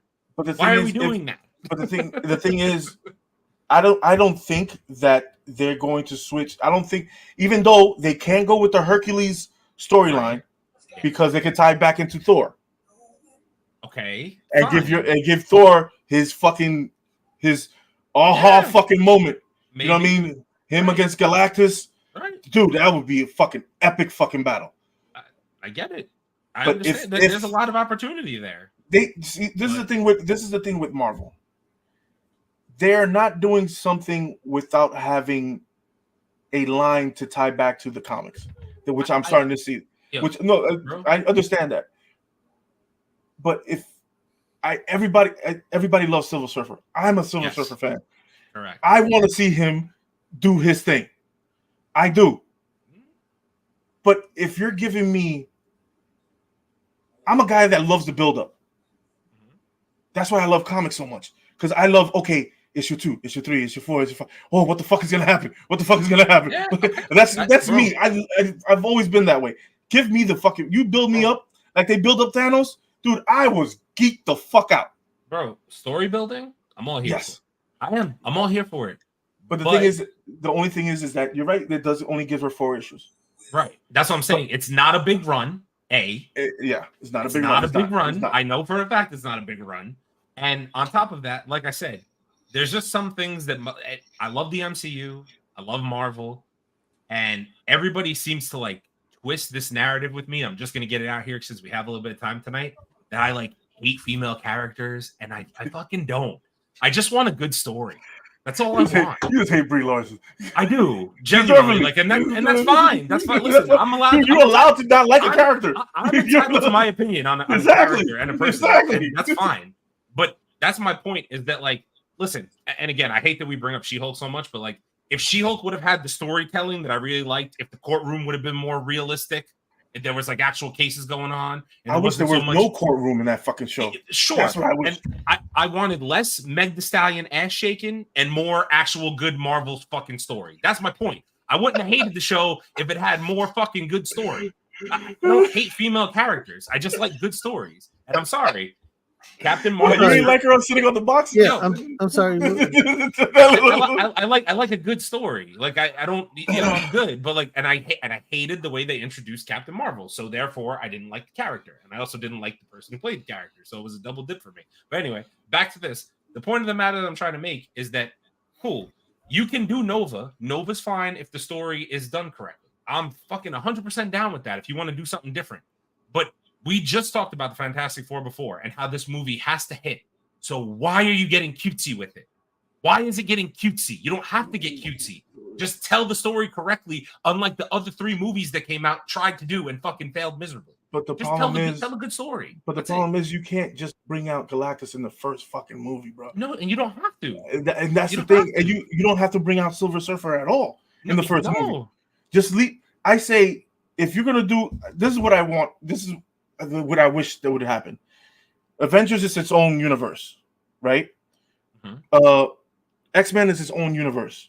Fantastic Four, own universe. Thor, own universe. They have a big enough following. They have the multiverse now. They have the multiverse now. But now you get to have all these different fucking factions coming in together. So you're trying to find a way to tie them all together. And this is where I'm thinking that when Marvel gets to Secret Wars and Kang Dynasty is going to tie it in a little bit better. That way, the casual fan and the regular fan can just look at it and say, okay, this is the buildup with Fantastic Four, because we still have the Illuminati, we still have this, and we still have certain things that are going to happen with the Eternals, and which you're going to get more of explanations from. If we get Eternals 2, and they say, okay, let's go how Silver Surfer was made and how Galactus got to his planet. Cool. That way we can explain Galactus's backstory. We can explain Silver Surfer's backstory, which is fucking awesome. Yeah, that needs to be fucking seen in the TV on a big screen. Silver Surfer's origin story must be seen in a fucking big screen. That's special at least a 2.5-hour movie. Whatever, special presentation, 2 special presentations. Don't care. Give me something. Don't care. Just put it out there. Then okay, you have your first Fantastic Four movie. You fucking do the whole Thanos thing. I have to. I'm coming. Whatever. And then you also pause. Pause. Also pause for how you did that. Anyway, Chase, you're muted. Chase, you're muted. Yeah, but if we get all that together, and then we get Silver Surfer, you explain the whole Nova thing and why she's bad with fucking Johnny and how she got her powers, and you get all this shit. And then you get Silver Surfer saving her, and then saving the planet. Oh fuck, dude! I need to pose a question that you posed to me. What? How many movies is that? 15. 4. No, 4. Thank you. Simple 4. Simple 4 movies. So how many movies was Avengers? So if it's 4, at the current rate, you would not see the end of that story until like 2037. I'm here. I ain't going nowhere. Yeah, I don't honestly, listen, as much as I like Marvel, I don't know that Marvel movies are going to be here 2037. Oh, they're going to be here. I guarantee it. I'll see about that. I guarantee fucking it. What's going to take its place? Listen. Audiences are fickle, and here's the thing. It's almost time for cowboy movies to come back into the style. Cowboys have been coming back. What cowboy movies come back? Didn't we have a cowboy show on right now? Which one? Oh, you're talking about Bass Reeves? Yeah, Bass Reeves. Ain't that a cowboy movie? No, not really. Yeah, he has a cowboy hat and shit kickers on. That's a cowboy movie. Wendell, agree with me. Didn't we have that? Didn't we have that awesome fucking Netflix movie with fuck is the name of it? Oh my god, on Netflix. You're talking about The Harder They Fall? Yeah, The Harder They Fall. And then didn't we have the Incredible 7? Okay, wait a minute. I'm not talking about a shot here and a shot there. I'm talking about that's three cowboy movies. They're completely spread out, great bro. Cowboy movies. They're completely spread out, bro. I'm not talking like right now. Everybody's doing a superhero movie. That's what I'm talking about. You want the good, the bad, and the ugly. The fucking that's never coming back. Clint Eastwood is with my cold dead hands is gonna let that roll come back. It's almost time for Cowboys and dinosaurs to make their way back to the screen, bro. I was thinking Yellowstone. Number 1 hit fucking TV show on the fucking planet. Yes, bro, it's a hit, but it's one. I'm not talking about one studio doing one show. Seasons. I'm talking about no, bro, no. 6 I'm not talking about one studio doing one show. I'm talking about right now. The industry's so crazy that everybody's doing the same thing. There's only 2 companies doing the same thing. What do you mean? Everybody do. So Invincible, The Boys. Those aren't the same 2 companies. What companies is coming from? Image, comic book companies. Yeah. Again, anime. You said 2 companies. There's more than 2 companies. Okay, so you want to take it there? How old is anime? Older than time. Thank you. Okay, from like what, 80s, 80s, something like that? What does that have to do with what I'm talking about? How old is Marvel?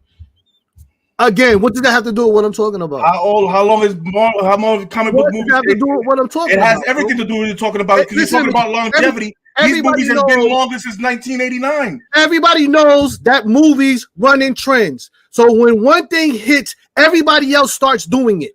So we're not talking about, they had a hit with a Frankenstein movie, then he decided to do a Dracula movie. We're talking about the entire industry's all doing the same thing. And that's what's going to happen eventually. It started with Dracula, if you want to go there. Oh, my God. All right, yo, go ahead, bro. Go. In 2037, I'll see you at the Marvel he just hit me with who's on first. I don't know third base. I'm not hitting you. He just hit me with I don't know third base. You're seeing that the everybody's doing the same thing. Okay, everybody's doing the same thing. Marvel's making $30 billion. I'm saying I kind of listen. I get what Chase is saying though, because we're about to see an MCU reboot. So like, if the reboot doesn't go well, are you going to keep making movies into the 2030s? Like, what happens if the reboot goes averagely? This is Disney. Disney. Keep making them? This is fair, Disney. but like, we don't know that what's going to happen 5-10 years from now. What happens if, bro? I'm sorry, but hear me out. I understand, Leo. I get it, bro. I know you don't want to like. You're not having this, but like, if Secret Wars does not live up to the same thing that Infinity War and Endgame did, eventually they're going to pull the plug. Like, that's how it goes, and they'll do something else. Disney will move on to whatever the new hot thing is to make the money. That's my point. Like, and I think it's the same point Chase is making too. But the thing is, Disney has been making the same, exactly. Disney has been making the same movies and the same things at the same time and still making money. Yeah, of course. Since animation, since cartoons. There's a possibility. So it's with Marvel. So I haven't. Everybody's saying that this is going to die out. This is going to die out. It hasn't yet. Listen, it hasn't yet. Listen to me, bro. Explain it to me when it does die out. Listen to me so we clear. In every era, there are we went through a whole horror movie era where every studio was doing horror movies. We went through a whole era where everybody was doing action movies. Not one here, not one there, not one there. Every studio was doing action movies. Now we're in an era where everybody's doing superhero movies. It's not going to last forever, bro. All of these people, Kevin Feige, James Gunn, have a finite amount of time to make this thing massive. If they do not, there will be something else that audiences will start to look for. There will be a dinosaur movie, a movie about cats and dogs that will take over. Unfortunately, it's the way of the world. It's trendy. It's whatever's trending is going to make you money, bro. That's just what it is. Okay, the Strays is going to make $1 billion. I mean, okay. Oh, yeah, okay. Listen. Yeah, all right. Let me know when it happens. All right, listen. Let me know when it happens. This has been going on from the beginning of time. So. We have this recording archived, so when I pull this out, I don't want to hear nothing. Please. I don't want to hear nothing. 2037, when we're watching Secret Wars, I'm going to pull it out. Listen, I'm putting a notation on the video. When we were watching Secret Wars 8. I'm going to pull this out, pause. When we were watching Secret Wars 8, let me know. And let me know when comic books die out and when things will die out. You'll be watching it on DVD. Even a better fact. Let me know when somebody has an original fucking idea anymore. How about that? Even that will turn the corner, bro. Even that will turn the corner. Name one original idea that's came out in the last 20 fucking years. Listen, let me help you. Spike Lee, she's got to have it. I know. Wait. Oh my God. That's not original? That was an original? Wait. Call girl. Same fucking shit. That was an original? No, wait. Genuinely, though, I do think there is somebody out there that's trying to make that mark this year, and it could be Zack Snyder's Rebel Moon, trying to make it turn to something different. Does it come based off certain elements of other things, like Star Wars? Original. I understood, but it's a new take on something. That doesn't mean that superhero projects die out completely. It just means maybe they move to something else. And not going to be as popular as they are. That's just all it is, you know? I am sorry for this day and age, and this era that we are in right now, and the way the comics are there, the way that they've gone up and not down. Yeah. The last time I seen the comic books go down is in 1996. Things do change, though, bro. They do. Everything changes, bro. And the last thing, and before that, it was baseball cards, where everybody took a shit on fucking baseball cards. Now look at it now. Yeah. I understand it goes slow. I understand that. I definitely understand that everything goes slow and it slows down. I understand that. But if you have a $30 billion baby and you have content for the last 200 years that you could touch on, yeah. In fucking 20 years, you haven't even touched the surface of the content that you could get to. Yeah. You're not gonna get a chance to do it, bro. That's what That's what you don't want to hear. If they're making the money, the money is being made. Audiences are not gonna wait for 15 years for you to come around the corner. When the first Iron Man came out, how old were those kids that came out? Again, who's on first? I don't know. I'm trying to prove my point. You're not giving me no answers. No, he's not on first. He's on second. Who's on second? I don't know. Third base. I'm proving my point, and you just don't want to hear it because I'm fucking right. Third base. At the end of the day, we've already established every genre has its lifespan, and then it died. So let me know when this genre dies. I mean, Leo, we already said that. Tori is marking it down. He put it in the chat. I hope so. Let me know when this. Let me know when this thing dies. I'll be here. Leo, you do have. I mean, like, I don't want to open up a whole nother can of worms, but you do have to admit this, right? Just look at superhero movies that came out this year. I'm saying, guess how many were honestly profitable? I think the ones that were profitable were Guardians and Ant-Man. Outside of that, the rest that came out weren't profitable, and that's DC and Marvel. None of those movies made money. Blue Beetle, The Flash, the Marvels, they're not making money. They didn't make money on those movies. Because they're not being told right. It's depending on what franchise. But it's depending on what franchise you're going to. I get it, but even so, I'm just saying. I think. So you're telling me, okay? So The Boys didn't make no money. Comic book movie. The Boys made money. Okay, but this is the point that I'm trying to prove. Is that you have the content here for more than 200 fucking years of these characters. Yeah. It doesn't always have to be Kevin Feige. It doesn't always have to be a certain person at the fucking helm.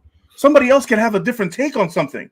Because you have 3,000 different takes on almost fucking 10 of the different characters. And you can show their buildup. You have the content already written for you. Yeah. If you choose to do it right, you could make money. It's proven that it makes money. If you keep the stories going and keep the formula moving to where people like, you can make it happen. But there's no guarantee it happens. Exactly. It's not a guarantee that happens. It's not a guarantee. I'm not saying it's a guarantee, but they have the content to do it. They could. Absolutely. I agree with you. We're not disagreeing with that. What we're simply saying is that there is a finite amount of time for you to do it. Yeah. And at this point, like, listen, we all know that Secret Wars is like the culmination of everything, bro. If this thing does, if Secret Wars does not do a $2 billion, this industry that we love, not to say that they won't ever do movies, but the whole, hoorah, the party might be over, bro. It might be the last dance. For Secret Wars, so you basically the whole thing on just one movie. We have 4 years until 4 years until that. What are we culminating to? It's gonna probably be longer than that. Even so, you're saying the whole thing. So that means okay. When did Endgame come out? 2019? Yeah. Right? So you're talking about 2019 to 2027 or 2028. You're talking about a decade. Yeah, you're right. You are basing on Secret Wars. You're talking about a decade of content. And that's shows and movies now. So yeah, if Secret Wars misses, it's a fucking miss, bro. It's 10 years. Yeah. It's a decade, bro. That's a decade. That's a ninth inning miss with bases loaded. It could fuck up everything. It's gotta go. It doesn't mean it will. It could. It absolutely could, bro. Absolutely could. Leo's just not having this point, bro. He just thinks superhero movie. I'm sorry. I don't see it. I don't see that fucking all. And that's called the difference of opinion, my friend. We can have it. No horror genre, no movie genre ever saw it coming. They just woke up one morning and it was done. Hey, but Scream 7 is good though.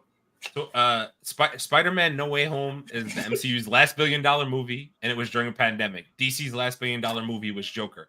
The superhero industry is seemingly on somewhat of a slowdown. I don't know if it's people getting tired of it.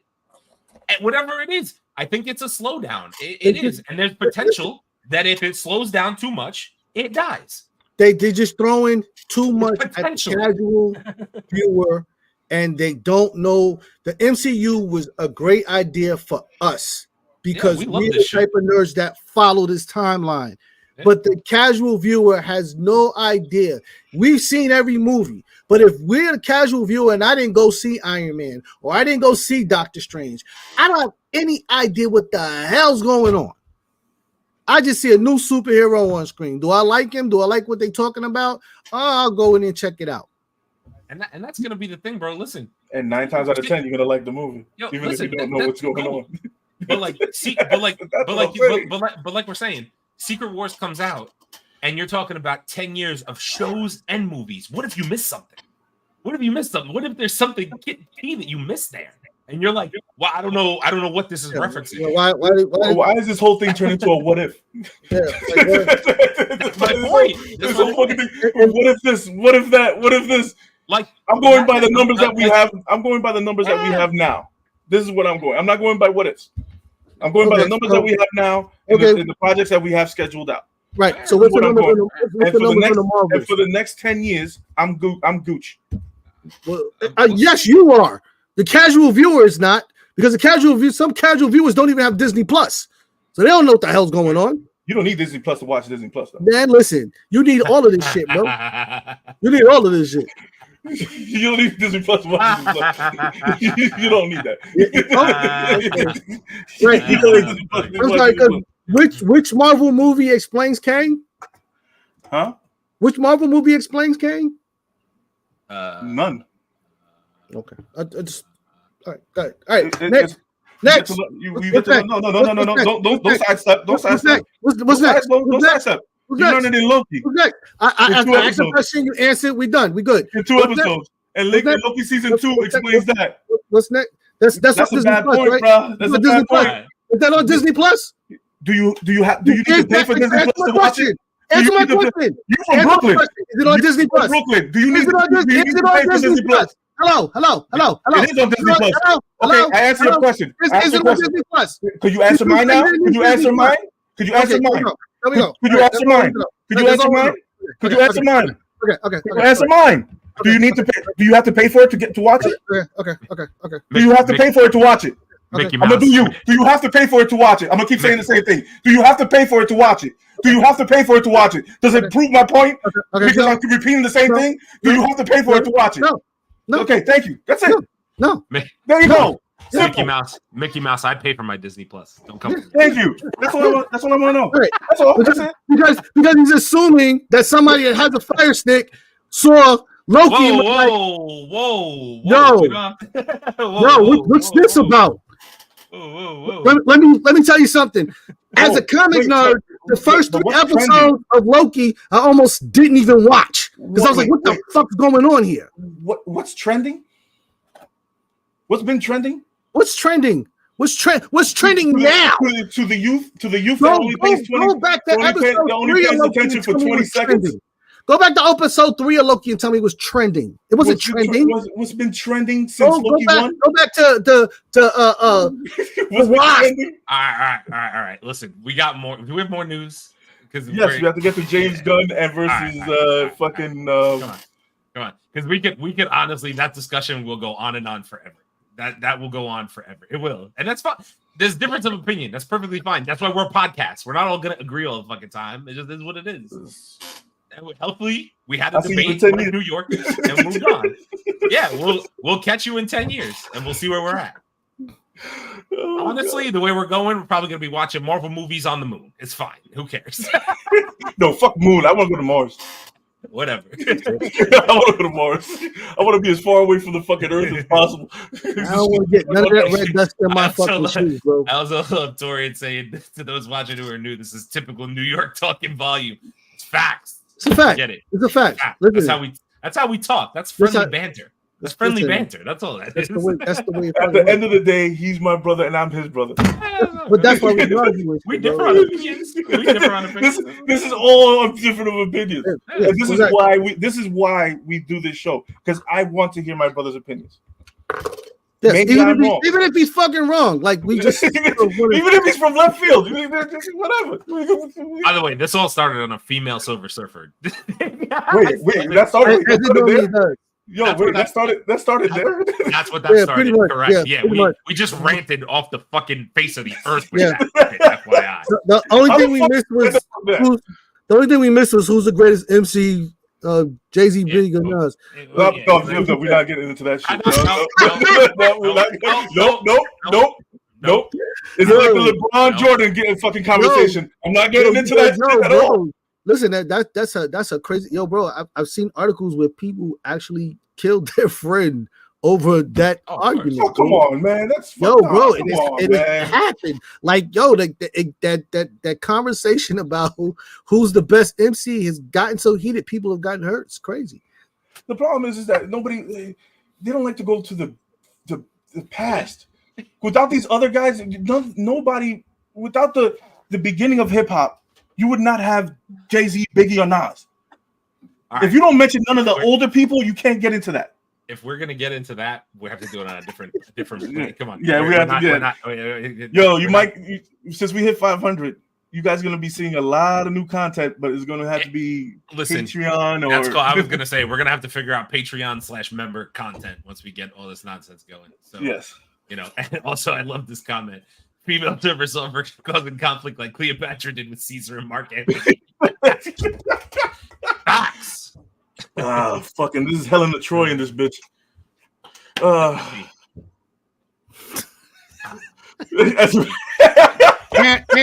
Aaron did it, Rachel. Aaron. I always do it. Aaron started this whole fucking thing. All right, so let's get into this fucking James Gunn versus Zack Snyder. Oh God. Since you guys know, we did a review of Rebel Moon. And we literally fucking lost our fucking minds during this. And that's how that conversation went left real quick. The same way that this conversation went left. So I was like, you know what? This is a good freaking conversation to have on the podcast and ask everybody who's here. What do you guys think? If the question that we asked on the pre-record of our review, the question that we asked, what do you think if Zack Snyder's Rebel Moon knocks out Superman's legacy?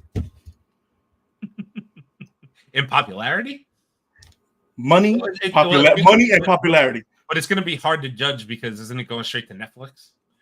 No, they're going to have a run in the movie theaters. Yeah, but even if it goes to Netflix, it's not going to make the same money box office wise it will as a full, because it's going to go to Netflix at some event people know eventually. You know what I mean? But wouldn't the viewership tell you I don't know. I'm gonna be honest with you. I think it's different because it's on a streaming service. But I hear what you're saying. The problem is we actually don't have to measure it that way because Squid Game, that fucking thing went. Yeah. That's his own fucking show now. Like nothing in the movie theaters are out fucked with that. So, they set a precedence. The problem is, can he actually hit that ceiling with his delivery of this is the question. Yeah. Let me tell you something. I've heard more hype about Rebel Moon than I heard about Blue Beetle, The Flash, and Aquaman 2 combined. So you're not going to sit here and tell me. And the Marvels. You can put the Marvels in there. You're not going to sit here and tell me. Put more hype on this than anything else. You're not going to sit here and tell me that this dude, Zack Snyder, is not about to fucking make a killing with this. I'm sorry, but if this looks as good as and by the way, We got like 50 comments on that fucking video, FYI. I don't know if you guys saw that. Yeah, the comments were through the roof on that shit.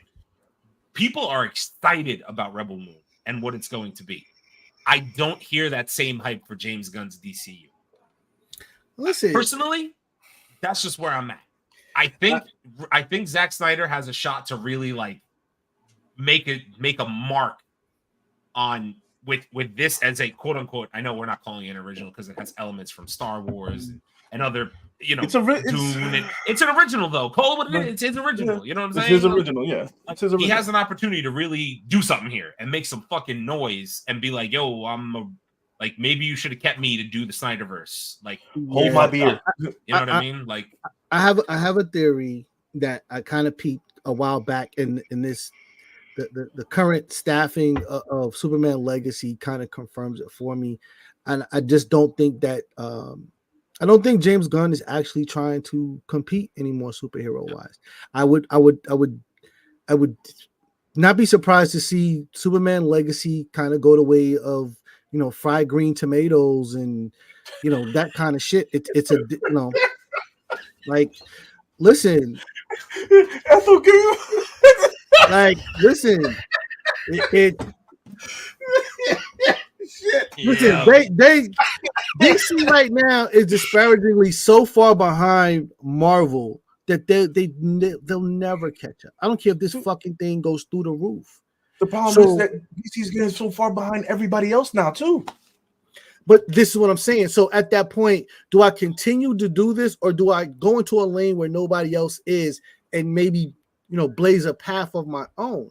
And the way that you do that is write humanitarian stories, and this fried green tomato shit is what people love, and it was such a great movie, and now you do fried green tomatoes with a superhero in there, and suddenly this fucking thing makes look at Barbie. Like we all thought it was just a parody movie. And it literally was a fucking parody movie. But we thought it was like National Lampoon's parody. We didn't realize. Oh, no, we're not gonna get that. Come on now. You remember how bad National Lampoon was? You know what I mean. Yo, National Lampoon. You remember the scene where the father was driving the fucking the station wagon and the chick was next door to him. He was driving and his wife was sitting there right next to him. Dude, you can't do those kind of scenes. That's the problem right now, that we can't have those kind of scenes in movies anymore without everybody getting hurt or saying something bad happened or something this happened or that happened. That's why we cannot get the comedy that we want. Well, and all the more reason to make very straight-laced, humanitarian, all about life is going to be better tomorrow type of movies, because it does not injure anybody. Nobody's going to get their feelings hurt, and people can go out feeling good about the movie that they watched. Everybody who has been around at least in the last 70 or 80 years loves Superman. We all know who the character is. You know what I mean? So we can tell any story we want to tell, but at this point, we know that you go into the theater, there's this fight, there's kryptonite, there's Lois Lane, we understand those elements. So now when we start doing stuff like Smallville, when we start doing these shows have been around for a while. So Smallville has been like for 9 seasons. So can we take Smallville to the theater and try to make $1 billion off of it? You know what I mean? I just really have. Just watching how he's been moving, I feel like that's an angle that he might be trying to take. He cannot catch Marvel at this point with the action, and he can't. You also noticed that he hasn't said nothing about Aquaman either? You guys noticed that shit? He hasn't said not one fucking word about Aquaman. Because he does not care. And this, again, how much money did Aquaman 1 make? It's $1 billion movie. $1 billion movie. So you put out part 2 and you don't say shit about it. Yep. Dude, I haven't heard not one fucking peep about that. Because you put out there that you're trying to recast Jason Momoa as fucking Lobo already. You've said that. So you're pretty much abandoning that whole strategy of action movie, and now what you're pointing to is probably going to be something that a little bit more, fried green tomatoes. Yeah, but Torian said here, Aquaman is not his movie, so he doesn't have to say anything about it. He's not claiming it. He didn't make it. But his studio needs that money for him to continue his work. So if I'm a part of a team, hey, he did it. But he did it for Flash. He said, "Oh, Flash is the fucking best movie ever." How'd that work out for him?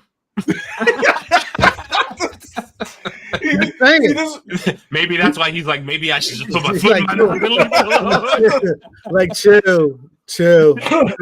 He said that was Flash. Because if he said a good thing about Blue Beetle too. Good, Jesus. He said some good things about Blue Beetle too. He did, but again, so I guess he needed to shut the hell up on this one. But my project, Superman Legacy. Focus on that. Yeah, it's gonna be different. I swear. I promise. It's gonna be different. Yeah, I don't think it's gonna be a superhero movie. I think it'll be a movie about superheroes, but I don't think it's going to be a superhero movie. That's a fair point. I didn't think about it like that, but that's fair. If he goes that route, I can see it. Dude, that's gonna fuck. I also wanted to mention, Torian said this earlier. If Rebel Moon goes into theaters, it'd be a limited run as opposed to Superman Legacy, which will have a longer run theatrical wise. That's what I was trying to say. Like, it won't be in theaters the same amount of time. Like, Superman would be out for however many months, 2-3 months, wherever they put movies out. I think I think one of the comments on our review, somebody said it's going to be out in December. Yeah, it's going to come out in December. It's going to be for 2 weeks, I think, and they're only doing like 3 states. I think he said New York, Philly, and LA. Yeah, makes sense. But that's what I'm saying though. So it'd be hard to like compare numbers. Yeah, and this is the thing. Oh, and wait, sorry. Zack Snyder is giving a big FU to Disney for dropping his Star Wars story to deal with the female Sith Lord that is Kathleen Kennedy. Dude, but the thing is, did you see his Star Wars movie? Did you hear about his fucking Star Wars movie? Did we talk about it? No, I saw the synopsis of his fucking Star Wars movie. Did not look good. It was about Jabba the fucking Hutt.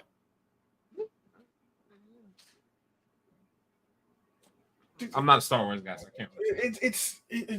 It was basically a fucking nothing burger. Yeah, that's fair. And you were not going to beat James. You were not going to beat Filoni. The man Filoni is a fucking genius. You got to give it to the guy. From animation to the fucking big screen to the show. Come on, man. Bold strategy, Cotton.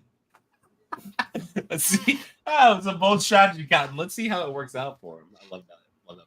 We reference that movie so much on this podcast.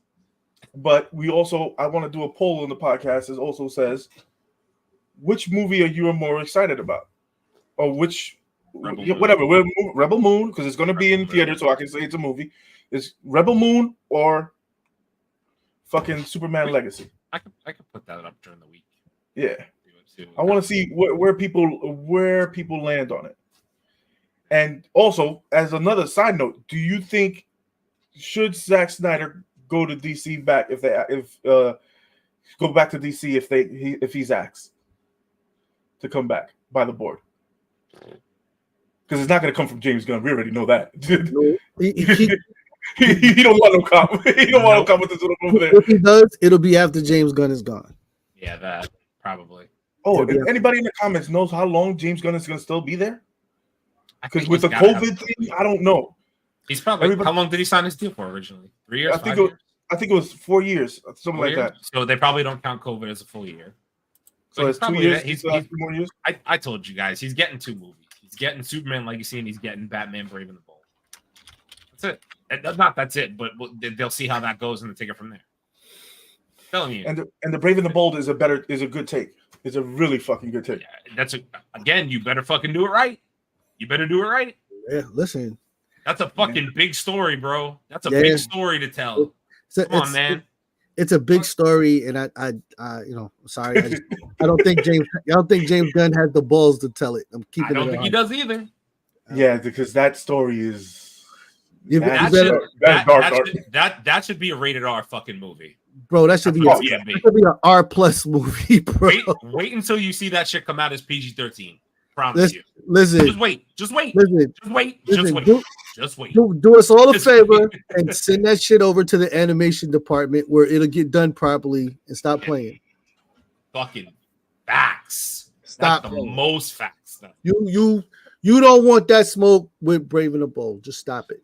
If I get a PG-13 Brave and the Bold, bro. That and the fucking Authority. Just send the Authority over there as well. Stop playing. You can't tell that story. Happy Thanksgiving. Happy Thanksgiving. What's up, bro? You're not ready to tell that story. And you can tell. And the thing is, every comic book or nerd knows. Every comic book nerd says the same thing.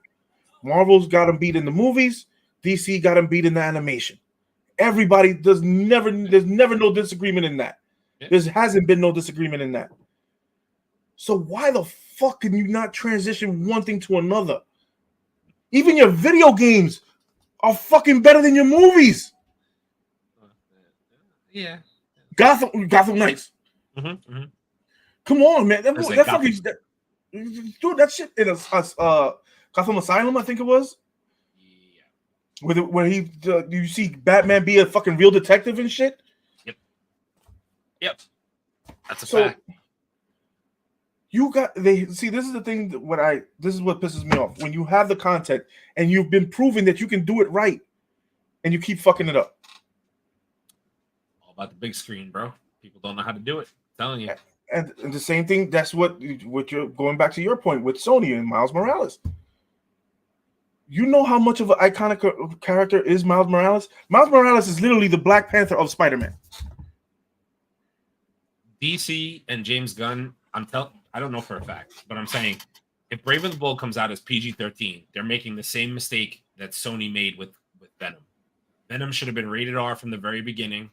Venom with Carnage should have been rated R from the very beginning, not Kraven as your first rated R fucking movie. Sorry, nothing against Kraven, but like Venom is a dark character. Brave and the Bold is a dark fucking story. Make it rated R and call it a fucking day. Let them do the fucking creative storytelling. Question: what came out first, Venom or Deadpool? Same year? Hang on. Because if you're Sony and you saw the success that Deadpool had, Venom came out in 2013, and you have one of the iconic villains for Spider-Man is Venom. So Deadpool came out in 2016. And Venom came out in 2018, so 2 years apart. So year and a half, 2 years, give or take. What I'm getting at is that they had something to say. Okay, we can make this rated R and fucking make some money. You could have done some shit, Sony. You could have fucking made a sick, twisted Venom that would have got people excited to fucking see the movie, and you fucked up, and you decided not to make it rated R, and you made it funny and fucking comedic and wasted Tom Hardy. Cool. And this is what Snyder said about Rebel Moon. It is sex, violence, and lightsabers. His direct quote. Here we go. Guess what the people like? I like it. Yes. Two, please. Two, please. You actually are getting two. Extra side as well. You're actually getting two. So this is time for the people just to start realizing that, hey, adult content is good and it still makes money. There's certain movies for the kids that you can separate shit. That's why we have ratings PG, PG-13, good, rated R. You know what I mean? We have ratings on these movies. It's just that these parents don't know how to be parents and say, hey, you can't watch that. Morbius should have been rated X. Yo, you talking about the real Morbius movie? Yeah, 100% right, bro. The real Morbius movie is damn near porn. Oh my god. Oh shit. I love it here. Oh god. Oh man. But that's I just don't know where it's going to go with them too. Man, I don't I don't know. Yep. See, look, I'm mad. Venom was supposed to be rated R, and they scaled it back to PG-13. So I'm talking about. I'm telling you right now, these people don't know how to do this. They Sony and DC definitely don't know how to fucking do this. Marvel's learning. Yeah, as soon as I saw Echo was rated MA, I was like, they learned a fucking lesson. We need some fucking darker content. Cool, it works. Got it. I don't know why it took so long, but you know, fucking Moon Knight should have been that.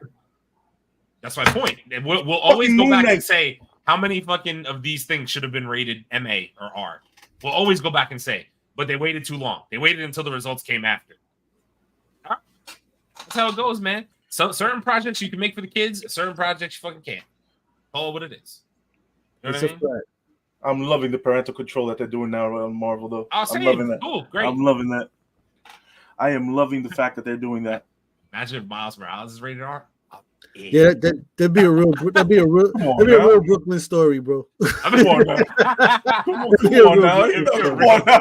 When are you gonna be small Miles Morales being rated R?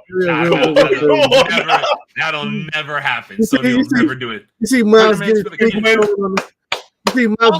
stolen on the first day of school and shit. Also, I'm just gonna say, if you make every other Spider-Man movie PG-13 and Miles rated R, it's got to be a tinge racist. Just say, it's got to be a tinge racist. Just say it. Just a fucking little racist. You want? He has a fucking uncle that steals shit. That's easy. See what I'm saying? Like, there's already racial undertones in here. You know what I'm saying? It's already. His pops is a cop. He works in Brooklyn. His fucking uncle's the Prowler. Yeah. His fucking uncle's not a Prowler. He's the Prowler. There's nobody else in the neighborhood that prowls like his uncle. Nope, that's the guy, bro. Everybody got one of them uncles. The shit gets stolen, they just knock on his door. Where's your uncle? Yeah. It's your cop. Why the hell? What the hell is this happening? Anyway. We are ranting again. Yeah, Do we have any more news? No, that okay. We'll do it. Okay, wait. I have one more thing because we did have a night tonight where we kind of ranted a little bit. So I just want to let you guys know, I didn't even tell you guys this happened to me, but I was in a comment section earlier on TikTok, I believe, and I got blasted. And I want to bring it up because I have a platform to bring it up on. So that's what I'm going to do. I got blasted. I want to talk about it. And I'm going to bring it up. I think we talked about it last week, but I want to talk about it again. It's about Steven Yuen being cast as Sentry. Okay. I got blasted and got told that I'm hating on Asian people because I don't want him to be in the role. Are they old Asian people? Because we know you don't like old people. I don't like old. So I want to say something. I love Steven Yeun. He is the voice of Invincible in the Invincible series. And he is Glenn from The Walking Dead. Fucking Glenn. I said this earlier about Pedro Pascal. I love him as an actor. I love Steven Yeun as an actor. I love him as a voice actor. I loved what he did. He was honestly my favorite character in The Walking Dead. I'm not going to lie to you. I loved him until he got his bangs brashed out by Lucille. Different fucking story for a different day. Good fucking episode. Good fucking episode. Great fucking episode. Just saying. Jesus fucking Christ. No, I don't hate Asian people because I don't want to see 5'9", small-framed Steven Yeun playing Marvel's fucking Superman. Sorry, that's not why I don't want him for the fucking role. It's because this is Marvel's and the MCU's Superman, not 5'9", slim portion. I don't want to see him in this big old giant suit that you have to put him in to make him look beefed up for the role. How about if we just cast a guy that looks like Henry Cavill? How about if we just cast a guy that has that type of size? I'm not saying Henry Cavill. That would be wonderful. Shit. But that's all I'm saying. Steven Yeun, I love him. I really do. He's phenomenal, Invincible as a voice actor. Fantastic as Glenn. Again, these two castings to me, Pedro Pascal's casting and this casting as Sentry, Steven Yeun, I'm just not on board. I'm not. Because I don't like the fact that the character, and it has nothing to do with him being Asian. I don't care if Sentry's Asian. If it was a swole Asian guy, I'm in. I don't care. He wanted Bolo Young in this motherfucker. He wanted Bolo Young. Bro, there's got to be racist. I just want to say there's got to be racist. Whatever, it could be racist, but like, come on, man. Like, I need somebody who looks the part of Sentry. And again, 5'9", 8 fucking. I said this about Wolverine. If we're gonna recast Wolverine, give me a short one. Give me a comic accurate one. Give me a comic accurate Sentry. 6'3", you know how 6'4". much shit fucking Hugh Jackman got for being Wolverine when he first fucking got on the screen? Bro, and let me tell gave you him shit. And let me tell you something. In the comment section of that thread that I got tagged like 20 times in this post, by the way. Oh, you're hating on Asian people. Oh, you hate Steven. No, I fucking don't. And somebody said, oh, well, look what happened when you got Hugh Jackman as Wolverine. And I said, Hugh Jackman's the fucking GOAT. Yes, he's 6'2" and played Wolverine. But guess what? If we did it again, I'd like to see someone who's 5'5" or under. Sorry, I would like to see comic accurate. That's correct. If that makes me a hater, then so be it. I don't want to see somebody who's 6'4" playing Wolverine again. That just doesn't look right to me. It looks weird. Hugh Jackman pulled it off. He's the fucking GOAT. I love him. Fantastic. Going to be impossible to replace him. But if you're going to do it, give me comic accurate. Why do we have to have a 5'9" Sentry? It's not intimidating. It's not intimidating, and he's an intimidating character. You have to do a lot of CGI for that. You know how much CGI they're gonna have to do for Steven Yuen to play Sentry in the fucking Thunderbolts, bro? You're gonna have to do all the shots from an upward angle to make him look like he's 6 feet tall. He is 5'8" on a good day, 5'9". He is short, bro. I'm sorry, he's small, and it's not even just he's 5'8", 5'9", because I don't hate on fucking height either. But like, he's also tiny. He's like 160 pounds, 170 pounds. Yo, get your miss. Like he's little. He's not right. He's not wrong. He's not wrong, bro. He's not wrong. I can't get him. He's gonna get his bed, bro.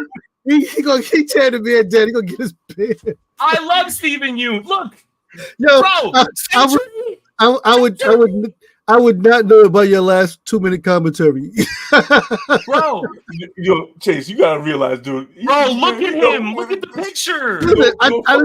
I don't disagree. I'm just come on, bro. Devil's advocate. If I was sitting in the audience and didn't know you, I'd be like, damn, bro. Why you money is down. Why does that make me a bad guy? I love him. Like, something different. The thing is that okay, Marvel. The MCU with their casting has been mostly on fucking point. Right. That's my point. And he is a good fucking actor because he did fucking Glenn. Oh god, that was fucking masterpiece. Bro, how good is Steven Yeun as Glenn in The Walking Dead? That was a fucking masterpiece. He's incredible in that role. Fucking masterpiece. What he did in that role. But for him playing I think Sentry is 7 feet tall, bro. He's like Superman in stature.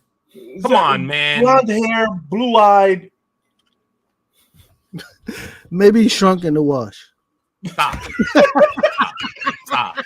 Stop. You left the dryer cycle. Permanent press on his ass. Stop.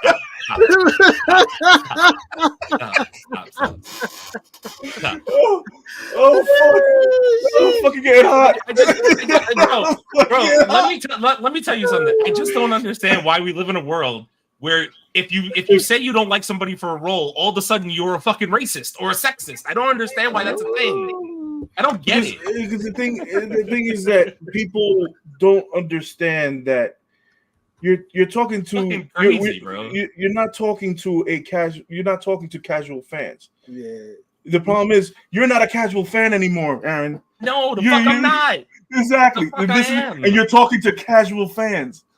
They want to see whoever gets the part. It's okay with them. Great. That's what it is with them now. But the problem is when you're starting to say, when you say, okay, I don't want to see them to have the fans. I know you came at them with facts, and they didn't like it. Bro, the literal thing I commented was, MCU is Superman's. Sentry is the MCU Superman, and I'm sorry, but Steven Yeun does not fit the description. My bad.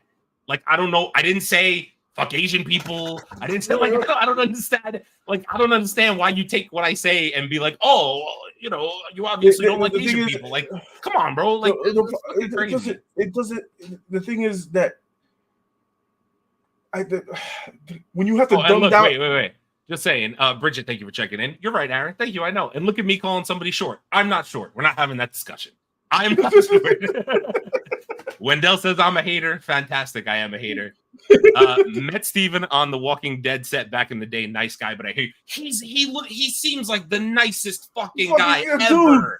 He does. Nobody's taking away his credit. What he does. Nobody's talking about that. Nobody's talking about. We're talking about as a visual. It doesn't fit. Right. That's my point. If it doesn't fit, why am I not allowed to say it? Like, I don't understand why we've come to that fucking point in reality. And it doesn't fucking fit. I'm sorry. You know what it is? Everything, everywhere, all at once, racked up in all awards last year. Now we're placing them everywhere and everything else all at once. Damn you, Tori. That's gotta be racist, bro. It's gotta be racist, bro. When DZ said it's the internet, bro. It's a trend ever since Crazy Rich Men. Yo, all right. Now done. Okay. We've gone off the rails. Yeah, we're definitely off tangent. Off the rails. Okay, off the rails. Anyway, I just wanted to say, Steven Yuen, I love you as an actor. I am happy you're in the MCU. I wish it wasn't Sentry, but that's all. That's all it is. I love you. I love the fact that you voice Invincible. Glenn, you're my favorite character from The Walking Dead. Like, I have no beef with you. And see, fucking hell. Look, Alexander Skarsgård. He should play Sentry. There you go. Somebody who fits the role a little better. Like, why is that a bad thing to say? No, okay, Steven Yeun. Okay, cool. Great. It's like putting Steven Yeun playing the Mountain in Game of Thrones. That's my point. Like, if you did that, you'd be like, "Oh, that's fucking silly." But come on, man. I don't know, man. The world is weird. And then you're using Hugh Jackman as this point of reference, and you should have just told him, "Have you seen the hate that he got when he played X-Men, the first X-Men, X-Men?" Right. No, exactly. Did you guys see that hate that he got from the nerds? I was one of them. I can guarantee you, I told you I was one of them. I told him, I was like, this tall fucking motherfucker, he can't be fucking Wolverine. He doesn't have the body build. He proved me fucking wrong. Yes. But it took him fucking 6 years to prove me wrong. This fucking comment is hilarious and racist. It's historians from before. Everything all at once. All right. Anyway, I think that's enough of an episode for tonight. We've been going at it for a while. Oh, did you have something else? Yeah. Before we click off, and somebody just arrived at my house looking for food, so I figured he might want to say something. Hey, what's up? Look who it is! Look who it is! How's everything, bro? What up, bro? How you guys? Good, man. Happy Thanksgiving. Happy Thanksgiving. We over here fucking sweating and laughing and arguing like always. That's how we roll, It's all love, Oh, man. All right, so on that note, we can go ahead and wrap this thing up, man. Yo, very happy Thanksgiving to everybody. Yes. Thank you guys once again for helping us get to 500. Please help us get to 10,000. Like, subscribe, and share and whatnot. All right, let Aaron do his. Let Aaron do the fucking spiel. Oh, yeah. All right, listen. Check us out on all forms of social media: YouTube, Instagram, TikTok, Twitter, Twitch, Apple Podcasts, Spotify, Kick and Rumble for all your viewing and listening. Quick shit. Happy Turkey Day. Enjoy family. Spend some quality time together. We'll catch you guys next Thursday. If your Thanksgiving dinner doesn't end with an argument, it wasn't Thanksgiving. I'm just gonna be sitting there like.